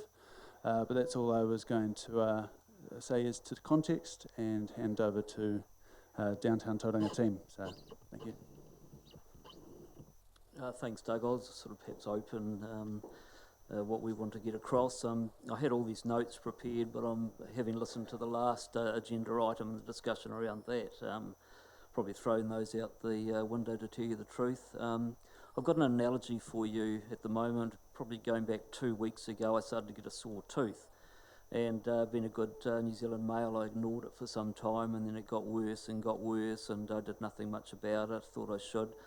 Had the occasional drink to numb the pain, and then eventually got onto Panadol and Nurofen, and then eventually Tramadol and Nurofen, and then finally towards the end of last week, in absolute pain, managed to get the doctor to give me some morphine, and so I'm coming down from that now because I'm off it. But the analogy is that, you know, basically you leave things to fester and fester and fester, and then they get no better, and then you get to a crisis point, and then you've got to bring your morphine in. And so I guess that's where the city centre is at the moment, is we need a decent shot of morphine.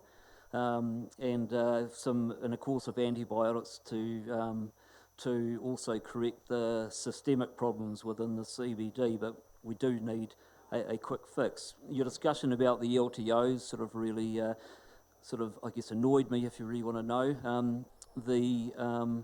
In the commercial world, which I operate in, where we own and lease buildings and things like that, we would never go ahead with a project without having, in this case, the quantum that the hospitality business would be paying for their licence to occupy space. Now, you can't do the project on the say so that oh yes would support that and then go back to them with a future cost. So you need to quantify that up front and get their agreement, and in the real world we would be getting a signed agreement to say once the council has carried out the works that they will take up the licence to occupy for a minimum area of such and such, and if they wanted to take up extra area at the same rate or perhaps a tiered rate, then they can do that also. So that's how it operates how it would operate in the real world, and that's what I think the council should be doing as far as that is concerned. The other point I wanted to make about Wharf Street is that quite a bit of the $5.6 million cost is actually for in-ground infrastructure, and the actual sewer line needs work now. I understand that the water supply for the intensification of the CBD needs work also. So you're probably up to about $2 million of the $5.6 million cost already that needs to be done now, regardless of how pretty you make it look above ground. So I really would encourage you to reassess that situation and look at what you have to spend to keep the city functioning in your business as usual, and then tie in that with making it look as pretty as possible and as usable as possible for both the community and for the retailers. Because I think you're just ignoring the point at the moment. I just sat there sort of getting angrier and angrier, and I'm a very calm person generally, but I think you're missing the point totally, and you need to really look at your starting point. Your starting point is what you need now, and that's actually the infrastructure in the ground to be fixed, and then you add on to that the improvements for the hospo businesses and other businesses that are operating in Wharf Street. So I can't reinforce enough that you actually need to get on and make a damn decision about this. You need clear and decisive action around it. You've got, at the moment, with the retailers in Wharf Street and other retailers in the CBD, the council's acting as puppeteers, so they're sitting above all the retailers, operating how they should be working. And they can't make any decisions because they've got no certainty. And they need to have certainty to invest in their businesses, or if they want to sell their businesses, to be able to sell their businesses. They can't do anything with their businesses unless they've got certainty.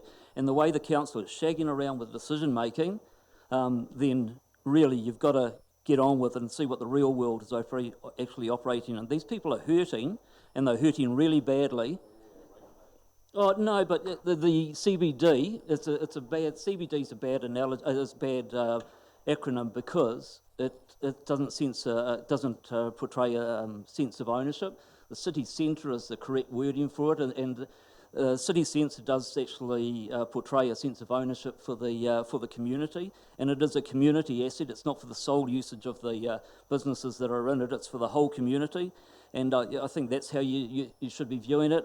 On that basis, I do not support a targeted rate because it's your LTO, if you have an LTO there, which we all support, but it needs to be quantified. The LTO is a user pays. I'm just going to ask you, are you going to speak yes, to the I issue? am. Yes, sorry. Because, we could argue about, despite your unparliamentary... Just to finish. Yep. Despite your unparliamentary language, we pretty well did exactly what you said there. We tried to tease out the difference between what the actual costs of the in-ground infrastructure are, and let's accept your figure of 2 million. We're looking at who pays for the 3.6, and we've done exactly what you suggested there too, although after the event, by saying let's look at getting these licence to occupy sorted out, written agreements. So if you want to continue and spend all your time talking about that, fine, but otherwise it would be good to hear about your activating the vacant spaces initiative. Through the chair, I just, having had a probably an hour and a half, 2 hours sitting there waiting to have the opportunity to speak. Okay, well, I'll actually- go yeah, further. I mean, but- we can't guarantee the time that you're going to be Right. on, and you were No. told that. Yes, okay. Yeah. Take that for I granted. know you have other Okay. points, other things going Yes, on. so moving on. Just to control my... so moving on, yeah, granted, but I think it needs to be said, and it was not related only to the Wharf Street scenario and the LTOs. It's a greater infection that is affecting the whole city centre at present. And being representing our Main Street members of 650 odd businesses, then we need to advocate strongly for them, and perhaps we haven't been strong enough in the past as far as advocating, but anyway, we have, on the back of that, and speaking to our retailers in a number of very well attended meetings recently with the retailers and others, have come up with a proposal to actually for us to suggest and drive an initiative, which Sally will talk to, and also with some requests for action in areas that we see may help a lot with actually supporting the city centre. So it's all about changing perception. The perception in the community at the moment is stay away from the CBD, it's not the place to be. We need to change that perception, and that's what Sally will talk to. Thank you. We see this as a watershed time for Tauranga CBD, and the future looks bright. We all know that, which is great. There's an opportunity aplenty. Often in the lead up to opportunity, there is change, and there is a need to transition through that change with care. And we're concerned that that has not happened in the city centre of late. As a result, our voices have grown stronger and louder because of our city centre and the trouble it is in, and we need urgent care and support, and hopefully you're starting to hear us.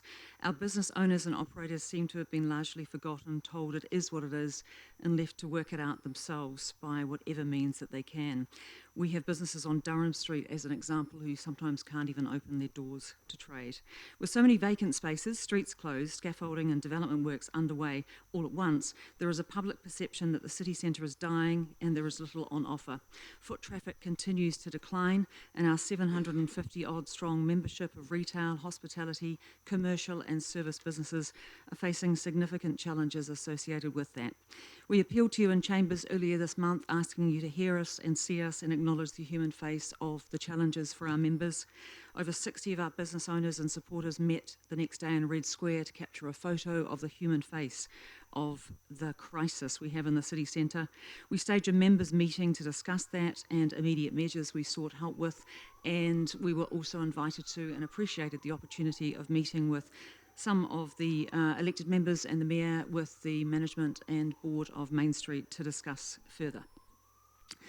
We use the word crisis, and it is a crisis. Every day we see members grappling with severe stress and the impacts of that. And if I can say, some of what you've witnessed today is an offshoot of that. We have members in our offices and approaching us in tears, under severe stress, etc. So please understand, this is not business as usual. It is real. This is not the city centre going through a few winter months of quieter than usual trade. This is the existing businesses that are trying to trade through the redevelopment phase and needing some tangible, immediate and substantial support. We were asked the other day why we weren't asking for more, and we can be very clear on that. Main Street Tauranga will continue to advocate and lobby for our members, and yes, there's a whole lot more we could ask for, but we know there's also a trap with that. If we ask for too much right now, we will end up in a lot of report writing and possibly dropped into the LTP. So our requests today are very much around measures that we believe that you could hopefully help us with now for our members. As I said before, it's not business as usual. It's not something that our members signed up for. It's not like even a natural disaster has happened out there. It's a man-made challenge that is disrupting our city. It's born out of transformational developments, a lot of them happening all at once. Yes, there are some delays and there are some communication issues. We're not going to drag you through those again today or anybody, but it's more about there's a lot of things happening all at once, and it's causing massive issues for our business membership. We can list over 11 businesses that we've lost in just the last few weeks since we first came into these chambers. 11 businesses. We can't afford to lose any more. We have 9 requests for you today, but before we get to them, a quick note on one of them, which is the one that we were initially asked to come to today, but then were afforded the courtesy, and thank you very much, to add the others to the list. With the significant number of vacant spaces in the city centre that we have at the moment, there is an opportunity for us to develop a robust and effective initiative to turn some of those vacant spaces into vibrant spaces. I respect that you have a heavy schedule today. We've already socialised to some degree Activate Vacant Spaces, so I'm not going to take you through it line by line, and we have done a business case that hopefully you've seen it. We believe the Activate Vacant Spaces program is a well-founded initiative. It is based on proven models in other cities across New Zealand and elsewhere. We have the potential with this initiative to activate vacant sites, nurture the development of potentially new business operators, and contribute to attractions and offerings in the city centre, and hopefully even contribute to tenancies, and also to drive foot traffic and growth and change perceptions in the city centre. The Main Street Tauranga Board and management team believe the Activate Vacant Spaces initiative delivers transformational change and well executed, will have the potential to deliver short, medium and long-term substantive outcomes for our CBD. Additionally, we can demonstrate that the initiative aligns with the current Tauranga City Council identified outcomes for our city under the city response and action plans, and is based on proven models in other cities with solid outcomes.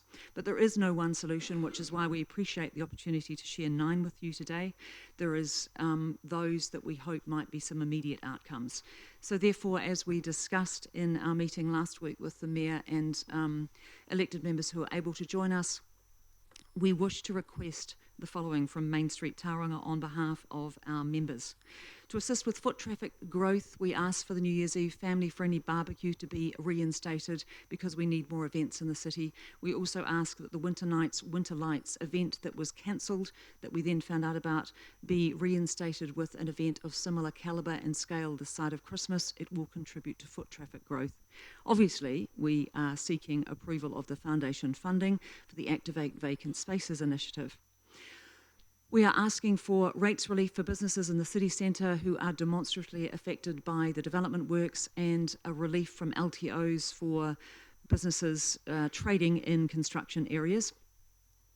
We're asking for free buses into the city centre and the approved funding to advertise those free buses into the city centre, along with free parking after 3 and free Saturday parking. We're asking for an approved care package of advertising that will go beyond what we are doing up till Christmas through January and June to help us promote those businesses in the city centre struggling to cope with what they have to deal with every day. And we're asking to establish a responsive joint project team chaired by Main Street to roll out the above initiatives.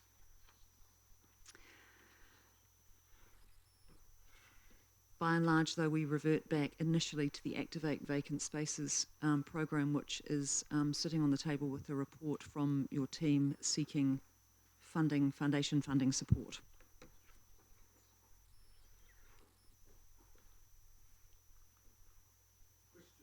Councillor Brown. Thank you. With the Activate Spaces specifically, not the other 8 options, it's a pilot program for 12 months. So if the pilot's successful, how will it be funded from 2020-21 onwards? We will assume to secure the foundation funding, and within the first 3 to 4 months start to reach some of the KPIs stated, and probably be back in here. Other questions? Councillor Malloy. Yes, Sally, the success of this operation, I think in the Hutt Valley you were talking about, and the Regional Council, can you give us some ideas of how that success is measured and what it looked like? About Space in Hutt City was one example that we modelled the campaign on. They had some really good success around installations and activations, averaging 3 to 5 a month across their city. The initiative done there was born out of a very similar situation in that their city centre was suffering from massive tenancy issues and vacancies, and it allowed them to convert vacant spaces into vibrant spaces. We would expect and hope to see a similar transformation. We need other reasons for people to come into the city centre.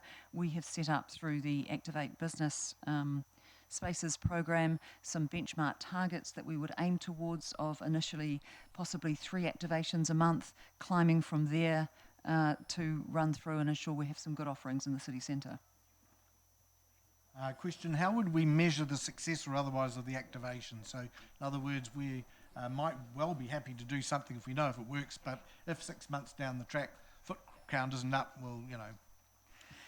Yeah, and agreed.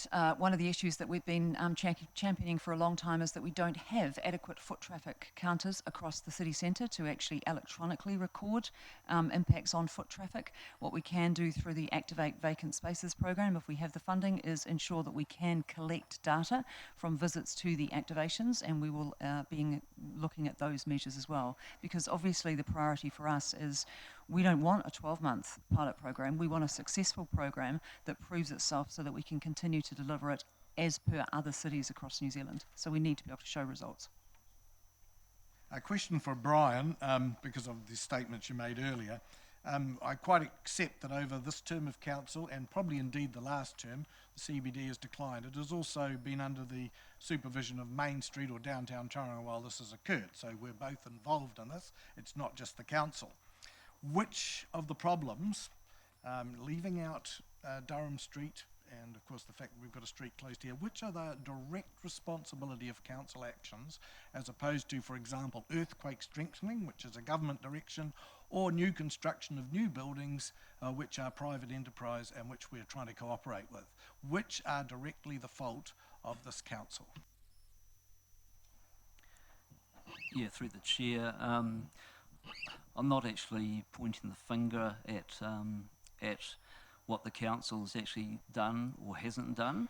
Obviously, yeah, I mean, you've mentioned of 2 of the ones that are causing an issue, but it's the frustration that came out in my rant earlier is because of the lack of decision making and putting back projects and not providing certainty to the CBD.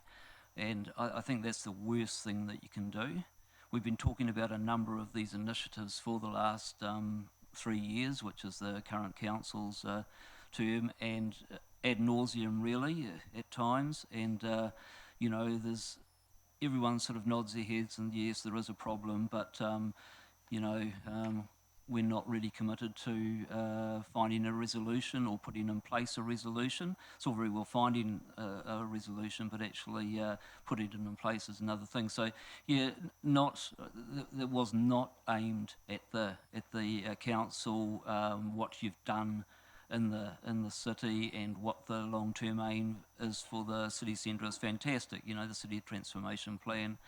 What it is aimed at is just the providing certainty to both the community and to the businesses operate within the CBD so that they can actually invest in their own businesses and make decisions which are going to improve the city centre for the whole community. Okay, thank you for that. And then my final question, I mean, it's in any organisation we have disagreements here in council between ourselves. Do you have the 100% support of downtown members in your activities?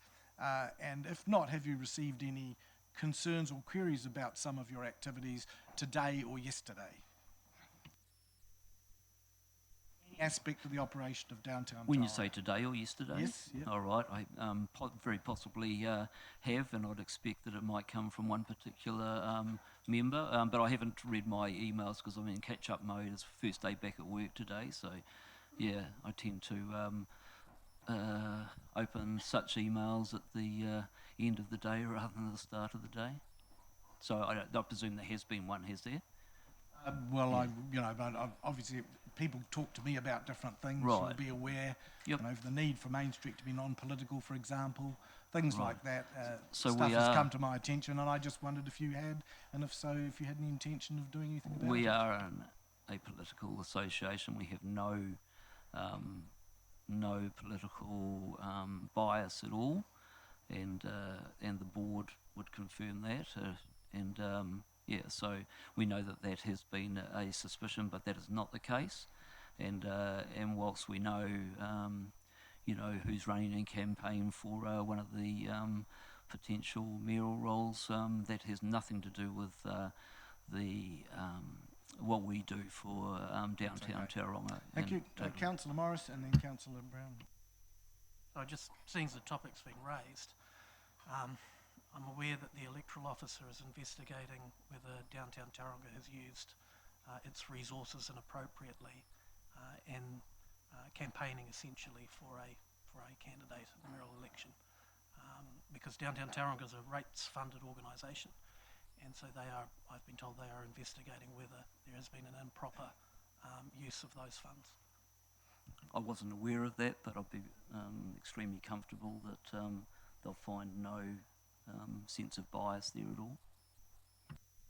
Would this be in relation to an email sent out on behalf of a candidate? Okay. Right. Thank you. I'll go on to Councillor Brown. I'm going to change the tone of the room. So, not talking about the Activate Spaces, I think Activate Vacant Spaces, I think it's a great initiative. Are you aware of the Christchurch campaign, Baby Come Back? Because it's an upbeat campaign and it's got a lot of substance to it, and I'm thinking if we're looking at just some of these things, there are other learnings that they're doing, and from what I've read and seen, some of the initiatives, the things that they're doing are actually seeing more people come back into the CBD. So just interested to see what you've looked at in other cities that are working, because Christchurch, I mean, their scale of things is different, but they're in the same position as us. They've got that same pain that Brian's got. So, they've had a shot of morphine. I just wanted to know what I sound like Bill Granger, what your thoughts were on that. Yes, there are lots of other initiatives in lots of other cities that we have canvassed in and looked into to see what we can grab the best ideas that might work for Tauranga, for the CBD. If I may be given the opportunity to respond to the comments that were just made, Chair? Questions that were made, yes. Questions that Thank were you. made. Can we just clarify that Sally Benning in Greeton, Mandy at the Mount, and Millie in downtown Tauranga were all asked if they would extend an invitation from, I presume you are referring to Tembi Powell, to attend Main Street Matters. All Main Streets have done so. All are apolitical from what I understand, and I think that's what you might be referring to. If you have a look at the Main Street email, you will see that it's categorically stated as such. And the reply on that email is to, if you're attending? Millie, the same as it is at Sally Benning in Greeson, and Mandy at the Mount. Okay. Councillor Malloy. Excuse me, I just got something in my eye. Just wanted to make a couple of comments. Your Worship, you made a comment about, what have we done to create the issue in the CBD. We have been, aggressively positive, and I'm right with the council in promoting growth and development in the CBD. And I'll talk about things like, for example, a minimum parking requirement, which we brought in some time ago, which though it encourages the growth, which you all like and we're talking about, it does create issues with regard to parking in the CBD. Yes, we've encouraged that development right across the board. For example, the university. And we should have, and we did exactly the right thing. We got the university there, we gave them that land, we allowed them to build with a minimum amount of parking, as you know, and not only that, part of that development was our agreement to do up Durham Street. So, that it's a contribution that we make to development, and it's positive and what we should be doing, but we can't say that we have nothing to do with it, because we do. We allowed Harrington Street, the car parking building, which we needed to do, but we allowed 2 roads to be closed when arguably we could have got away with 1. We have some responsibility. Whether we did the right thing or not is questionable. So and once again with farmers, we've encouraged farmers, as we should, and I'm right behind it. But as part of that is that we have agreed that we're going to do up Elizabeth Street with them. We should, but it does create issues. We're looking at other developments around the city that are going to be carrying on or concurrent for the next 3 to 5 years, it creates issues. We can't stand back and say we've done nothing, because we have. We've done a huge amount to create the situation that's in the city at the moment. It's all positive for the future, yes. It's going to be a fantastic place. But we've got an issue in terms of getting our people through. So, now that, take it easy.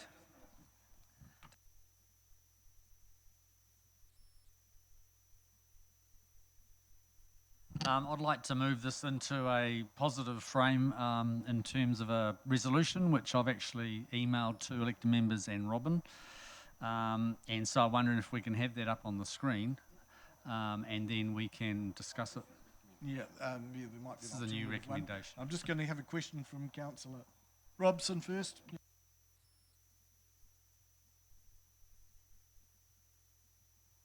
I have in front of me a report, DC 269. It was agended, and it says Downtown Tauranga Activate Vacant Spaces Initiative. More than anyone, I'd like to stay on topic. With regard to the About Space project that Hutt City undertook, they got 22,000 people over 4 years visiting the city. That's 15 people a day. That's with regard to the Hutt City About Places project, they've been running over 4 years. They got 22,000 people over the 4 years into the city, which is 15 people a day. If we split them over Grey Street and Devonport Road, my point is this really going to have the sort of impact we need compared to, for instance, and you, Sally and Brian, know where I sit on this, bussing people in and actually dropping them in 30, 40 people at a time. I suppose that's my question. 15 people a day doesn't cut it for me, and I just wondered if you had any comment on that. That was just one stat, and we should probably get you a whole lot of other stats from That's other... Hutt City Council. Yeah, from other initiatives. The free buses into the city are sitting up there as another request as well. And look, if somebody has another solution that's better, that's going to deliver more people into our city, love to hear it. Certainly the Activate Vacant Spaces program is not just based on Hutt City, it was based on Christchurch and many other cities across New Zealand and the world, and there will be plenty more that we can look to as well, in that we want to choose the best aspects of each program, not just one particular program, so that we could say, how can we actually drive foot traffic in?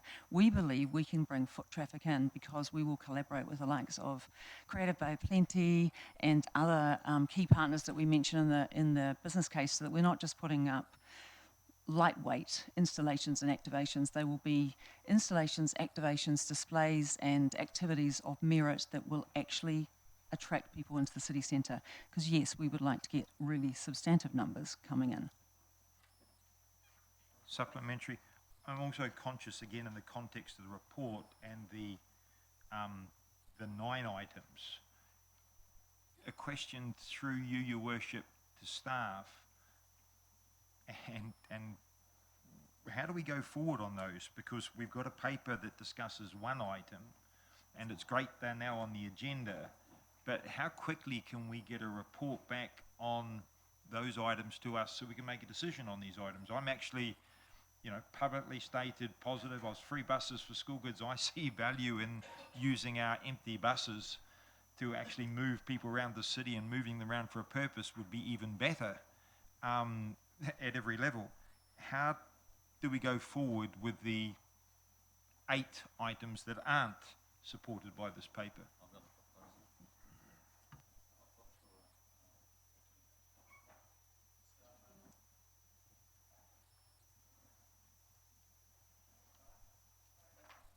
Through the chair, you've got a couple of options. If you wanted to proceed with something, you can always move a motion that's aligned with the general matter of the agenda, which is about activation in the CPD. So you could choose to do that, or you could choose to have a resolution seeking a further report on those particular elements that you've got interest in. I think that would be helpful for staff. Otherwise, we could do work on some of them where, if there's not going to be a likely majority support, we could spend a lot of staff time on something that's not likely to be supported. So I think our preference would be to provide direction on those ones where you are likely to get support on, and then we could bring that back.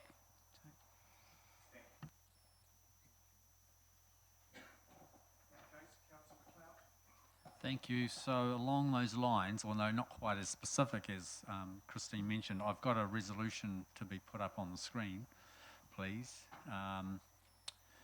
Clearly, and this would be, I mean, A is to receive the report, and then B, a new B. Put my glasses on again. Considers this initiative, the Activate Vacant Spaces initiative, alongside other proposals for assistance received from downtown Tauranga, with funding options that include potential short-term use of parking revenue prior to the end of this triennium. So I'm happy to move that if I have a seconder. Thank you. So in speaking to it, we acknowledge that this Activate Vacant Spaces initiative is one of the several proposals that have been given to us from downtown Tauranga, and in my view we can't just focus on that one initiative. We can't make a decision on it unless we've got the broader context. For example, if the other initiatives add up to $100,000 or $200,000 on top of the $100,000 for this one, then clearly that could put a different slant on our decision making. So I think we need to have a report that comes back to us, and I've specifically said before the end of this triennium, because clearly downtown Tauranga needs an answer sooner rather than later. And then Councillor Baldock suggested this potential short-term use of the parking revenue as a funding source, and he may want to talk more to that.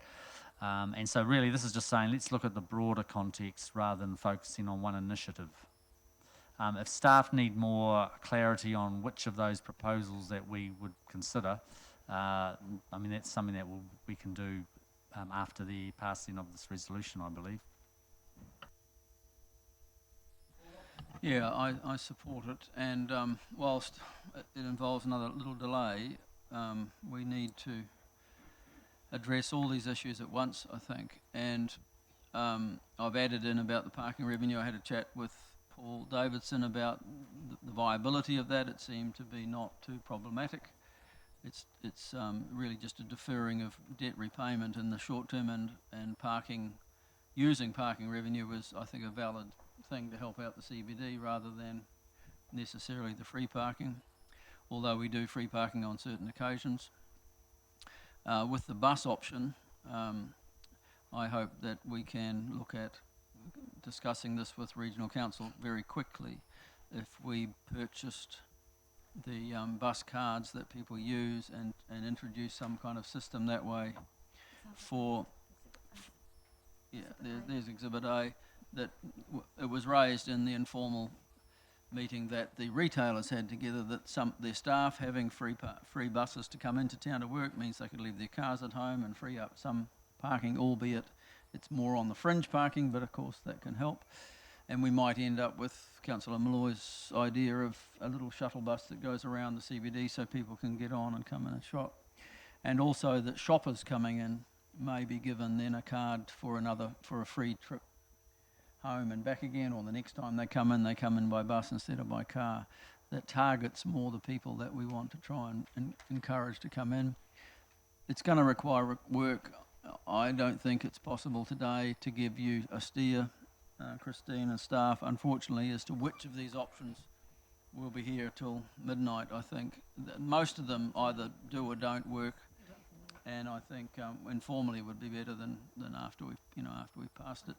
But we asked them to tell us what practically would work. We've now had these proposals, so we need to seriously look at them and see what we can do to offer assistance. I think things like the barbecue at New Year is easy, and that's the hot sausage sizzle that we love cooking every time.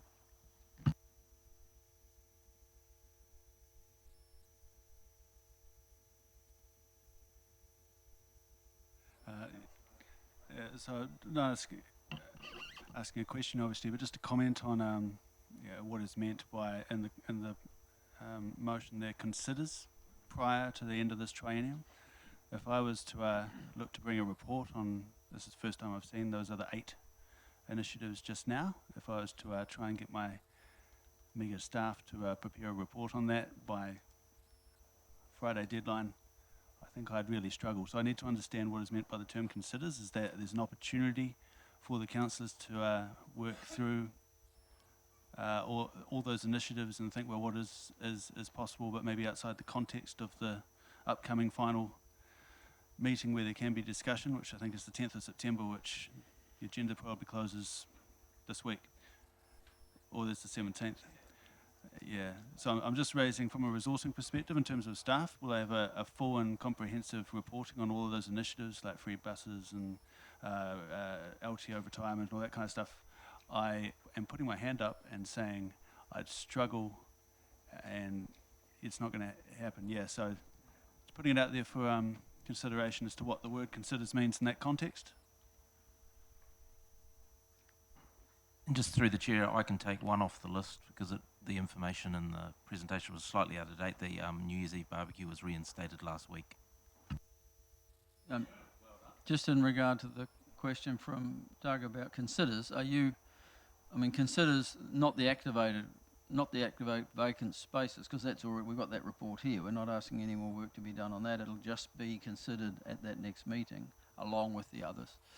I don't know if that's what you were meaning, but the other ones, we do need to have a bit of work on them, really, I'm afraid.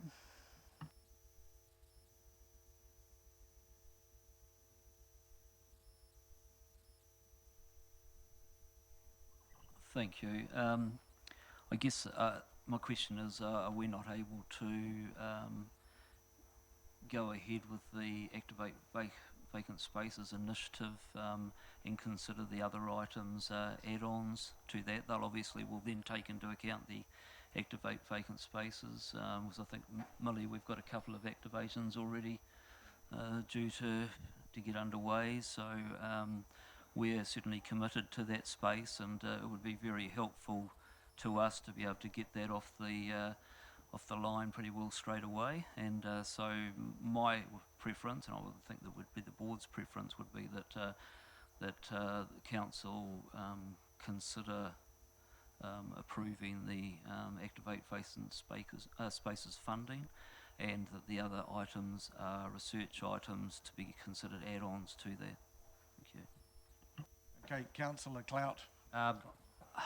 I mean, I can understand Brian asking for that. My fear is that it might be voted down if we decide right now, because I think reading the room, there might be hesitancy to commit to 100,000 on this one initiative when all the others may well add up to significantly more than that. So that's my only concern about putting the motion, the previous motion, because I fear it may be voted down. That's all. I will continue discussing this one, see where we get to. Who are we up to in the speaking order? Councillor Brown. I agree. Actually, we might have tripped ourselves up with that, but we'll carry on anyway. So I would like to see some further discussion with the construction sector through the city centre response plan, because there is just cones for Africa in the city. It's not welcoming, and there's lots of construction that I think that they could play their part as well to help out. I'd like to see more displays and markets and busking and live music, the return of the incubator piano, and some more placemaking, particularly in the weekends, and then we would want the shops to be open 7 days to support that.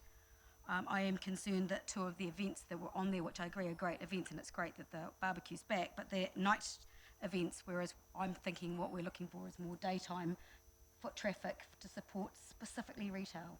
Because I think the hospitality, we've got the Rugby World Cup coming up, and we've got the Arts Festival, and next year the Jazz Festival, so I'm trying sort of to keep focused on that retail. Let's increase the foot traffic, and particularly I think around those weekends when the streets are particularly empty. I really love the Baby Come Back campaign from Christchurch. If you haven't looked at it, check it out, because it's funky, it's musical, and it's really positive, and I think that's what we need, is a positive vibe, something that everyone's going to buy into, they're going to own it, and they're going to feel really proud, because at the moment, the perception, and I say perception, is that it's not that great, and I think we should all take a little leaf and try and put some positivity back into the city. Thank you, Mr. Chair. No, I do support consideration of the other matters. I think 7 now down to 6 matters, or was it 9 down to 8? Can't remember. But those matters that need to be considered as potential quick wins. In terms of the wider initiative, I have some concerns about that, so would be unable to support that if that came for a decision today. However, I note what Councillor Clout and Councillor Baldock have moved, so happy to support A and B, but yeah, if it was just A, in terms of supporting that initiative today, I would not be in a place where I could agree to that at this time. Yeah, just to say, I echo Councillor Morris's comments, and I think probably one of the best initiatives that's been put up is the free bus into the CBD. Point of clarification, I don't think I've spoken to the motion. I've asked a question of Sally and Brian, and this is not speaking to the motion. But I'd just like clarity. I think staff have raised a legitimate issue about resource and workload. And as I'm not speaking to the motion, but it does worry me that, people leave with an expectation because there's a lack of clarity here, and everyone walks away with their own perspective, like the blind men and the elephant story, and that's not where we need to be. We need to be on the same place. So I suppose my question is, what are we hoping will come back, and when, with a view to making a decision? What's the process we're going to go through? Because clearly Main Street need to understand the process. Main Street members need to understand the process. I can't support the motion at the moment because I don't have clarity. I don't know what the hell it is I'm voting for. So I need that clarity from someone.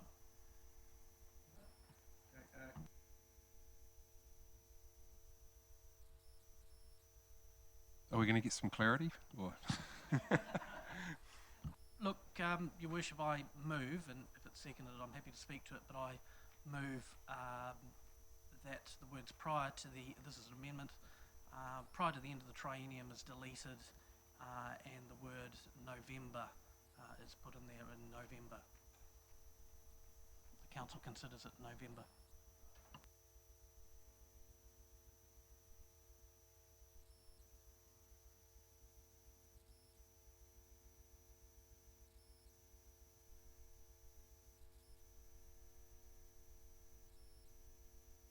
My suggestion is that elected members are up for having a very comprehensive, you might say, workshop alongside with staff to quite quickly go through those 7 points that's remaining, I think, and getting some clarity quite quickly. I believe that we're up for that as elected members, so I'll just make that offer out there to assist with the resourcing of this. And we have a workshop tomorrow that we could take it on to.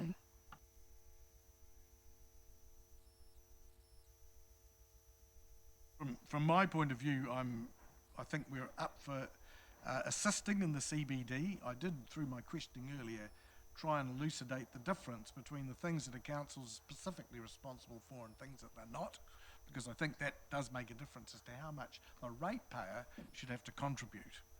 And this is the ratepayer from all over the city.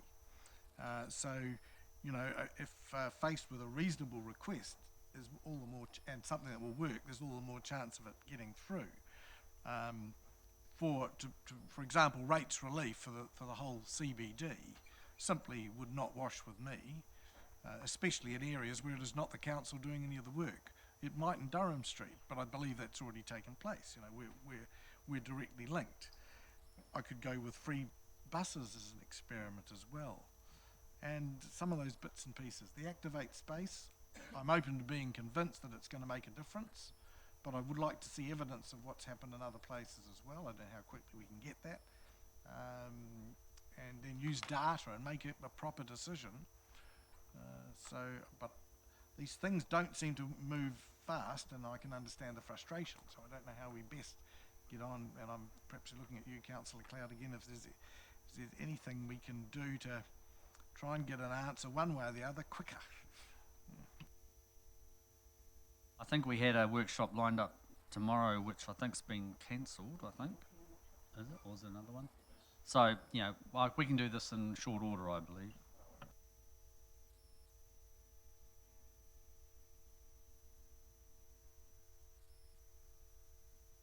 Yeah, no, just a brief comment that it's all about perception at the moment, basically, and Councillor Brown, I think, mentioned that also.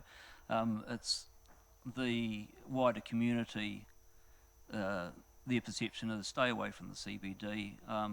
I disagree with the chair in that the CBD shouldn't be viewed in isolation from the community, because it is a community asset, and for any growth, or any city at all really, but for especially any growth city, then you need to have a vibrant city centre, and to support the whole community and the visitors to that city centre. So yeah, I guess that's just the only comment. It's the perception. The only way you're going to alter the perception is to communicate with the community. The Activate Spaces proposal is part of that communicating with the community, and that's why there is a cost associated with it. So once again, I would ask that you make a decision in isolation to those other initiatives, and I agree with the chair on some of the comments about rates relief. How do you actually apply something like that? Yeah, if the opportunity is there, then I'd say that you make a decision based on the Activate vacant spaces solely at the stage where the others is add-ons. Thank you.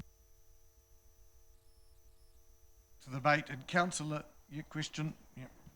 Thank you for your indulgence. To the Chief Executive, in terms of those other matters, and Councillor Clout has raised, perhaps we might have opportunity tomorrow or some other time to consider those matters.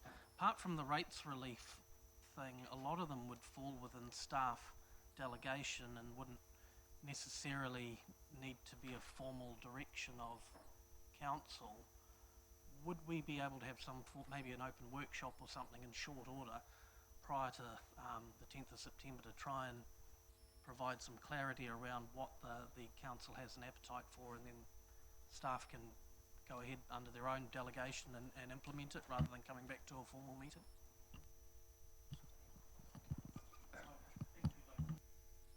No, but if council wants to support or sees the opportunity to support any of these initiatives, perhaps council could consider a sum of money that it was prepared to contribute or put on the table, that you used the word delegation, that we could work closely with Main Street On to implement a number of these initiatives, the ones that we thought were most appropriate. That's an option. Otherwise, I think my sense is that Main Street are after some form of direction or answer, primarily around the activating the vacant space issue. If that falls, well then, is there any merit in the other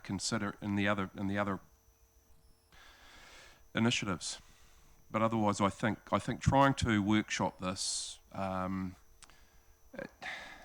the basis that we've just seen some of this information today, it all seems a wee bit ad hoc. I think if there's a genuine willingness to support a range of initiatives, a sum of money would be a good place to start, and we can just get on with some stuff. Ask the mover and seconder if they want to think about it. Do you want 5 minutes to think about this and get it sorted? At the moment, there's no money there. It's delay. So, do you want 10 minutes to try and sort out something? I mean, I think it backwards and forward across the room isn't going to. Well, my concern is that if we come up with a figure, we're just going to pluck a figure out of the air right now and discuss it. I don't think that's the right approach. So that's why I think we can get involved in a workshop, and that could come out of that. Robson? Yeah, I move that this lay on the table until the next council meeting. At the moment, as far as like reading the room, we are all over the place, and we're not operating in a constructive or logical way here. There needs to be some pause, some conversations to happen, and some clear proposal come back. And you know, we have the ability to move motions as council members, but at the moment, I mean, this is you know, this is not a great demonstration of council at work, and I appreciate the issues. You know, I believe there's good faith here. People are trying to do the right thing. The additional items were discussed in a meeting between some councillors in Main Street. Was it earlier this week? Late last week? It's a busy time. But if we're going to consider them, you know, we don't have a report. We're going to struggle. We're not helping you here. We need to, you know, lay this on the table, and staff do effectively what they did around previous projects, you know, give some thought to it. Councillors work with staff in whatever way, shape is acceptable, and come back and have a slightly more structured discussion with a view to providing a sustainable response. Because that's a procedural motion. I believe that this is the same thing, really. What I've got up here is the same thing. Okay, well, we'll see if there's a seconder for Councillor Robson's motion, procedural motion. And if, oh, there is. Councillor Granger, okay. And I think we don't speak to a procedural motion, so it's straight to a vote. So that would be to lay on the table. You can determine for yourself whether it is similar to Councillor Clout and Baldock's motion. I will put that. All in favour say aye. Aye. Against? No. So that's carried. Okay, so we'll do it by a show of hands. All in favour raise your hand. So there's Councillor Stewart, Councillor Granger, Councillor Robson and myself.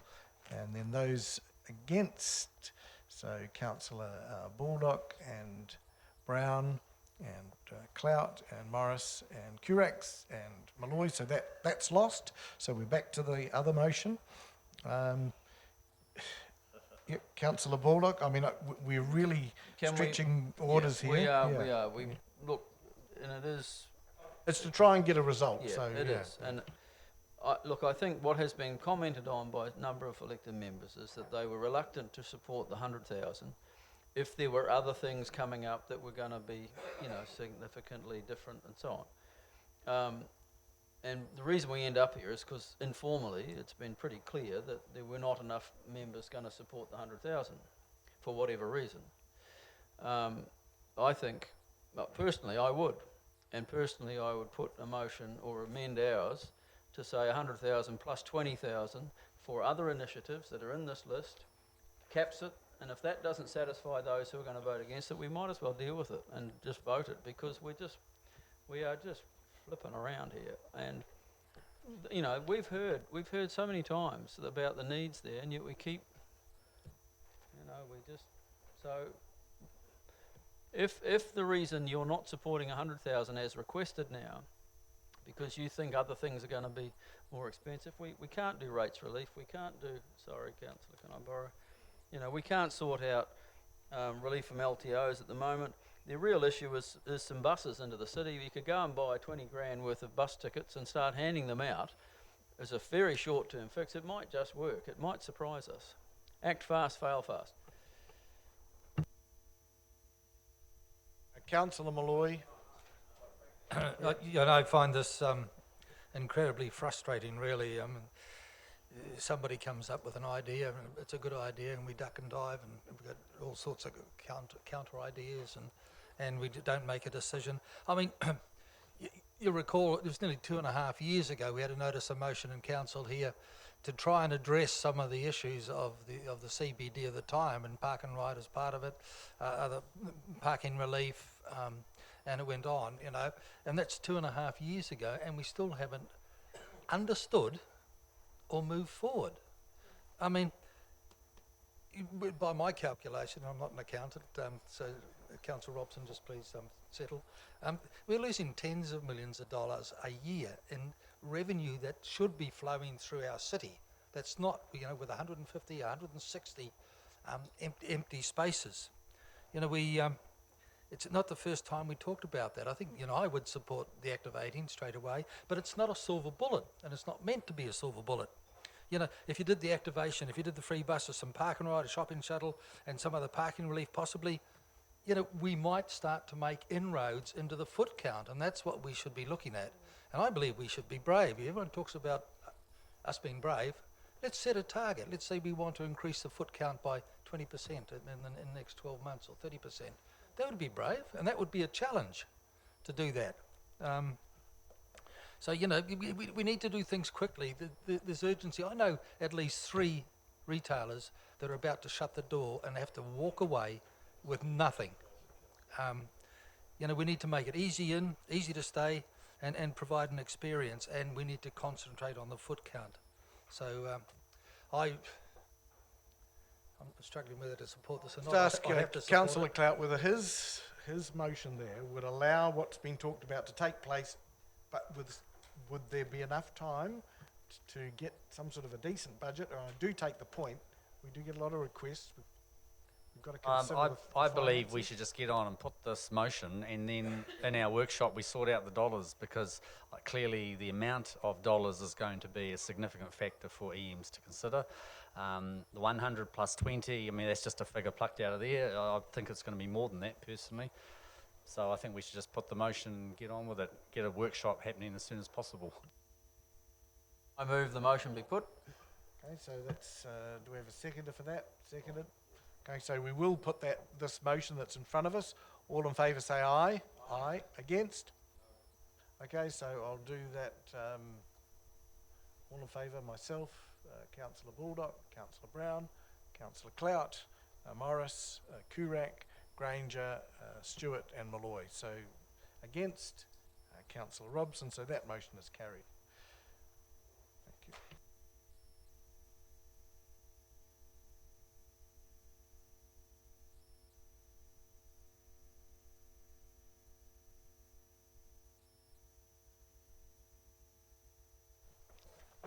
And the next item is the amendment to Tauranga Art Gallery's final statement of intent, DC 270.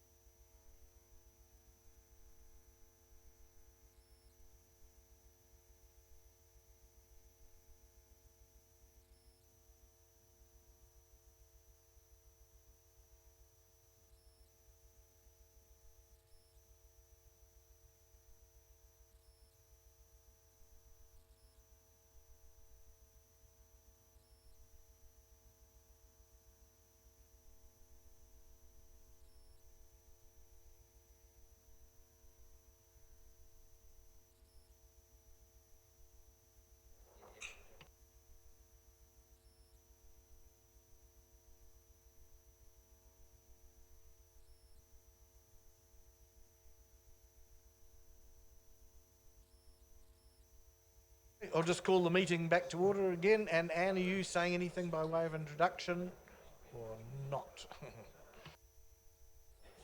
Thank you, through the chair.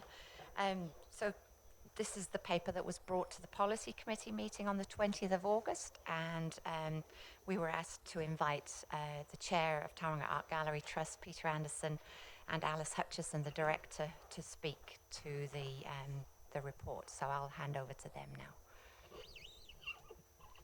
Good afternoon, Your Worship and elected members. Anne, of course, is referring to your paper DC 270, and we took the view that the explanations that we have given, which Anne has incorporated in the paper, are fairly self-explanatory, and we suggest that maybe we'll just take questions for people who seek matters of clarification. Because I think if you look at the paper, and particularly the explanations and the reasons why, that is taken as read. Thank you, Peter. Any questions for any of the three attendees here? Councillor Clout. Thank you very much, Peter. Just for the benefit of the general public, can you very quickly highlight the key change or changes from the original SOI, which had that, I guess you might call it an error, but can you just so that everyone is very clear, what is the key one or two changes? Yeah, I think the key area particularly relates to the fact that when the new director took up her role on the 4th of February, the board were looking to her to develop the education, well, it's not the education, the exhibitions program, and for the year, and of course, provide all that. And of course, it's a matter of timing, because you see, we have to provide a forecast by a certain date, then we have to present it to council by a certain date. Alice came on board, and then we sat down and went through virtually a line by line, and particularly the first signature event, which was a major event. And I'll ask Alice particularly to speak to that, and if you can refer to the appendices, which is on your documents, I think are pages 2 and, we look at the paper itself, and then what's attached to that, you'll see, of course, the original, the updated forecast, where we show the adjustments which were made, and of course the key thing was in the exhibitions area, which is our most expensive area, particularly when you are bringing and trying to create exhibitions with an international flavour to bring unique and wonderful experiences for our Tauranga community. But Alice came on board, and suddenly, as the new director, had to get a grasp of this and initiate some activities so that we could have exceptional art experiences in the first quarter of this year. Excuse me, before we do through the chair, can you just clarify, is that exhibitions revenue and expenses, or Yeah, covers both. It covers both? Yeah. Thank you. Because one impacts on the other. Oh, thanks. Kia ora koutou. Also, just to mention, in creating a long-term forecast for exhibitions, which is our significant and primary cost, the forecasted figure that was set before my arrival was substantially higher. And if you look at the notes, note 10, specific to the exhibitions, is where the primary variance you'll see from what was submitted. So everything here is quite clear, and that the exhibition expenses were mainly due to international freight that had not been adequately budgeted previously, and the installation and deinstallation costs. So we have been very strategic in terms of reducing our expenses, primarily in marketing. We've made significant savings in HR. I've taken on additional roles in order to save us some significant HR expenses. And again, just looking at cutting additional costs such as events, where the expense of actually putting on events is very high cost to us in terms of our revenues.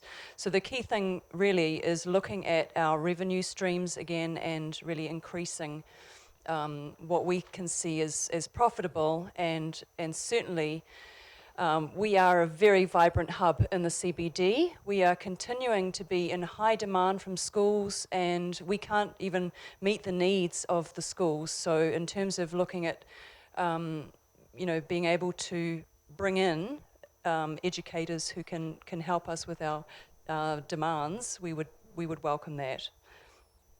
So please feel free to ask any questions. And excuse me, I have a cold. I do as well, but I didn't get any sympathy. Okay. Yeah. Happy to move. Are there no questions? If there are no questions, Councillor Mason, move. Seconded by Councillor Morris, and speaking to it. Yeah, I think it's a good explanation. Thank you very much for both coming. And what we do know, it's been really good in the CCO working group. working with Peter on the board, and particularly Alice in the last little while. I think we have an art gallery director who is very good with money. It's great. Ed is entrepreneurial and knows where the money comes from and where it goes to. I think this is it's a short-term glitch that happened, perhaps communication thing, and I think that the loss that is there is after depreciation is about 4.5%, and I think that given the financial position of the foundation and the art gallery, that it can wear that. The board of directors is well regarded, and I think very happy to go forward. You guys are doing a great job, and happy to see it continue to be successful. No, obviously it's their statement of intent, but I really appreciate that you modified that in response to feedback from the council. So I think that's great, because not all CCOs around the country would do that in a collaborative fashion. So thank you for that. I appreciate it. Mr. Mayor, could I just make a comment that I think what's really important as a CCO is that when we saw that first figure, you could imagine the board itself had a heart attack at that point and said, well, first of all, that's not acceptable. We're not going to do that. But we had to submit that by due date to get it in. And that was a signal to us to say, now let's sit down and really run a line through this. And so we got back to where we are. And if I just also make a comment which is outside the realms of this conversation, but you may recall that in the 2018-19 year, we actually forecast, after depreciation, a deficit of 75 for this year ended 30th of June this year. And in fact, we've actually reduced that by 65%. It's actually down to around just over 45,000 now. So we've pulled that back as well. So I think we're extremely conscious of that, because our credibility lies in our ability to deliver, but deliver in a sustainable way. The only other comment I'd like to make is actually on behalf of the board, is to particularly thank those elected members who are not standing again. I'm actually speaking about Catherine, two ways. Speaking to Catherine and Max and Leanne.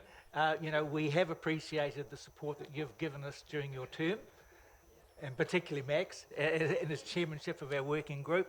But we just want to wish you all the very best and thank you, and we look forward to continuing to be working with you all after the elections. Thank you. Councillor Brown.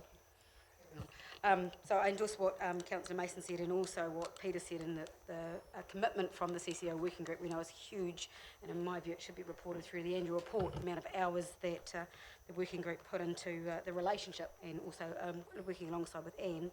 I do note, though, I have seen much less advertising lately of the art gallery as a venue for functions, and it's been significantly less e-newsletters come through and updates for us, so maybe there's I don't know whether there's less staff there, but it's just a note that before it was high and now it sort of seems to have dropped down, so maybe that's just some Clarification, information for you is what's happening. just general email newsletters that are telling us what's going on, events and activities that are happening, so just We're now in seems the to have debate, been you less. guys. But we shall carry on. Yeah. I can assure you that there's just as much activity. We've got 3 different newsletters going out. One is from the gallery. We've got the Friends, who are very active in their newsletters, and also the Education Department has their newsletters too. One of the things that we are looking at in terms of our revenue streams is that venue hire is a major expense for us, and we are going to be reviewing it. We're going to be doing a very in-depth cost-benefit analysis that hasn't been undertaken before, because it's costing us significantly, like weddings and other functions. Although we're doing a partnership with Groundswell, we're really maintaining our partnerships. We're hosting a number of events at this time with Groundswell, including Taste Tauranga and other events. Speakers, then I'll write a reply. Okay, so I'll put that all in favour, say aye. Against, so that's carried. Thank you very much. That brings us to the end of the open meeting. I'm proposing to have just a 5-minute break for various reasons, but I'll get a motion to move into confidential before we do that. Sorry about that, I couldn't get the words out. Okay, so moved by Councillor Mason, seconded by Councillor Brown, that we move into confidential. All in favour say aye. Aye. Against, that's carried. Now we'll have a 5-minute break and we're back to deal with confidential.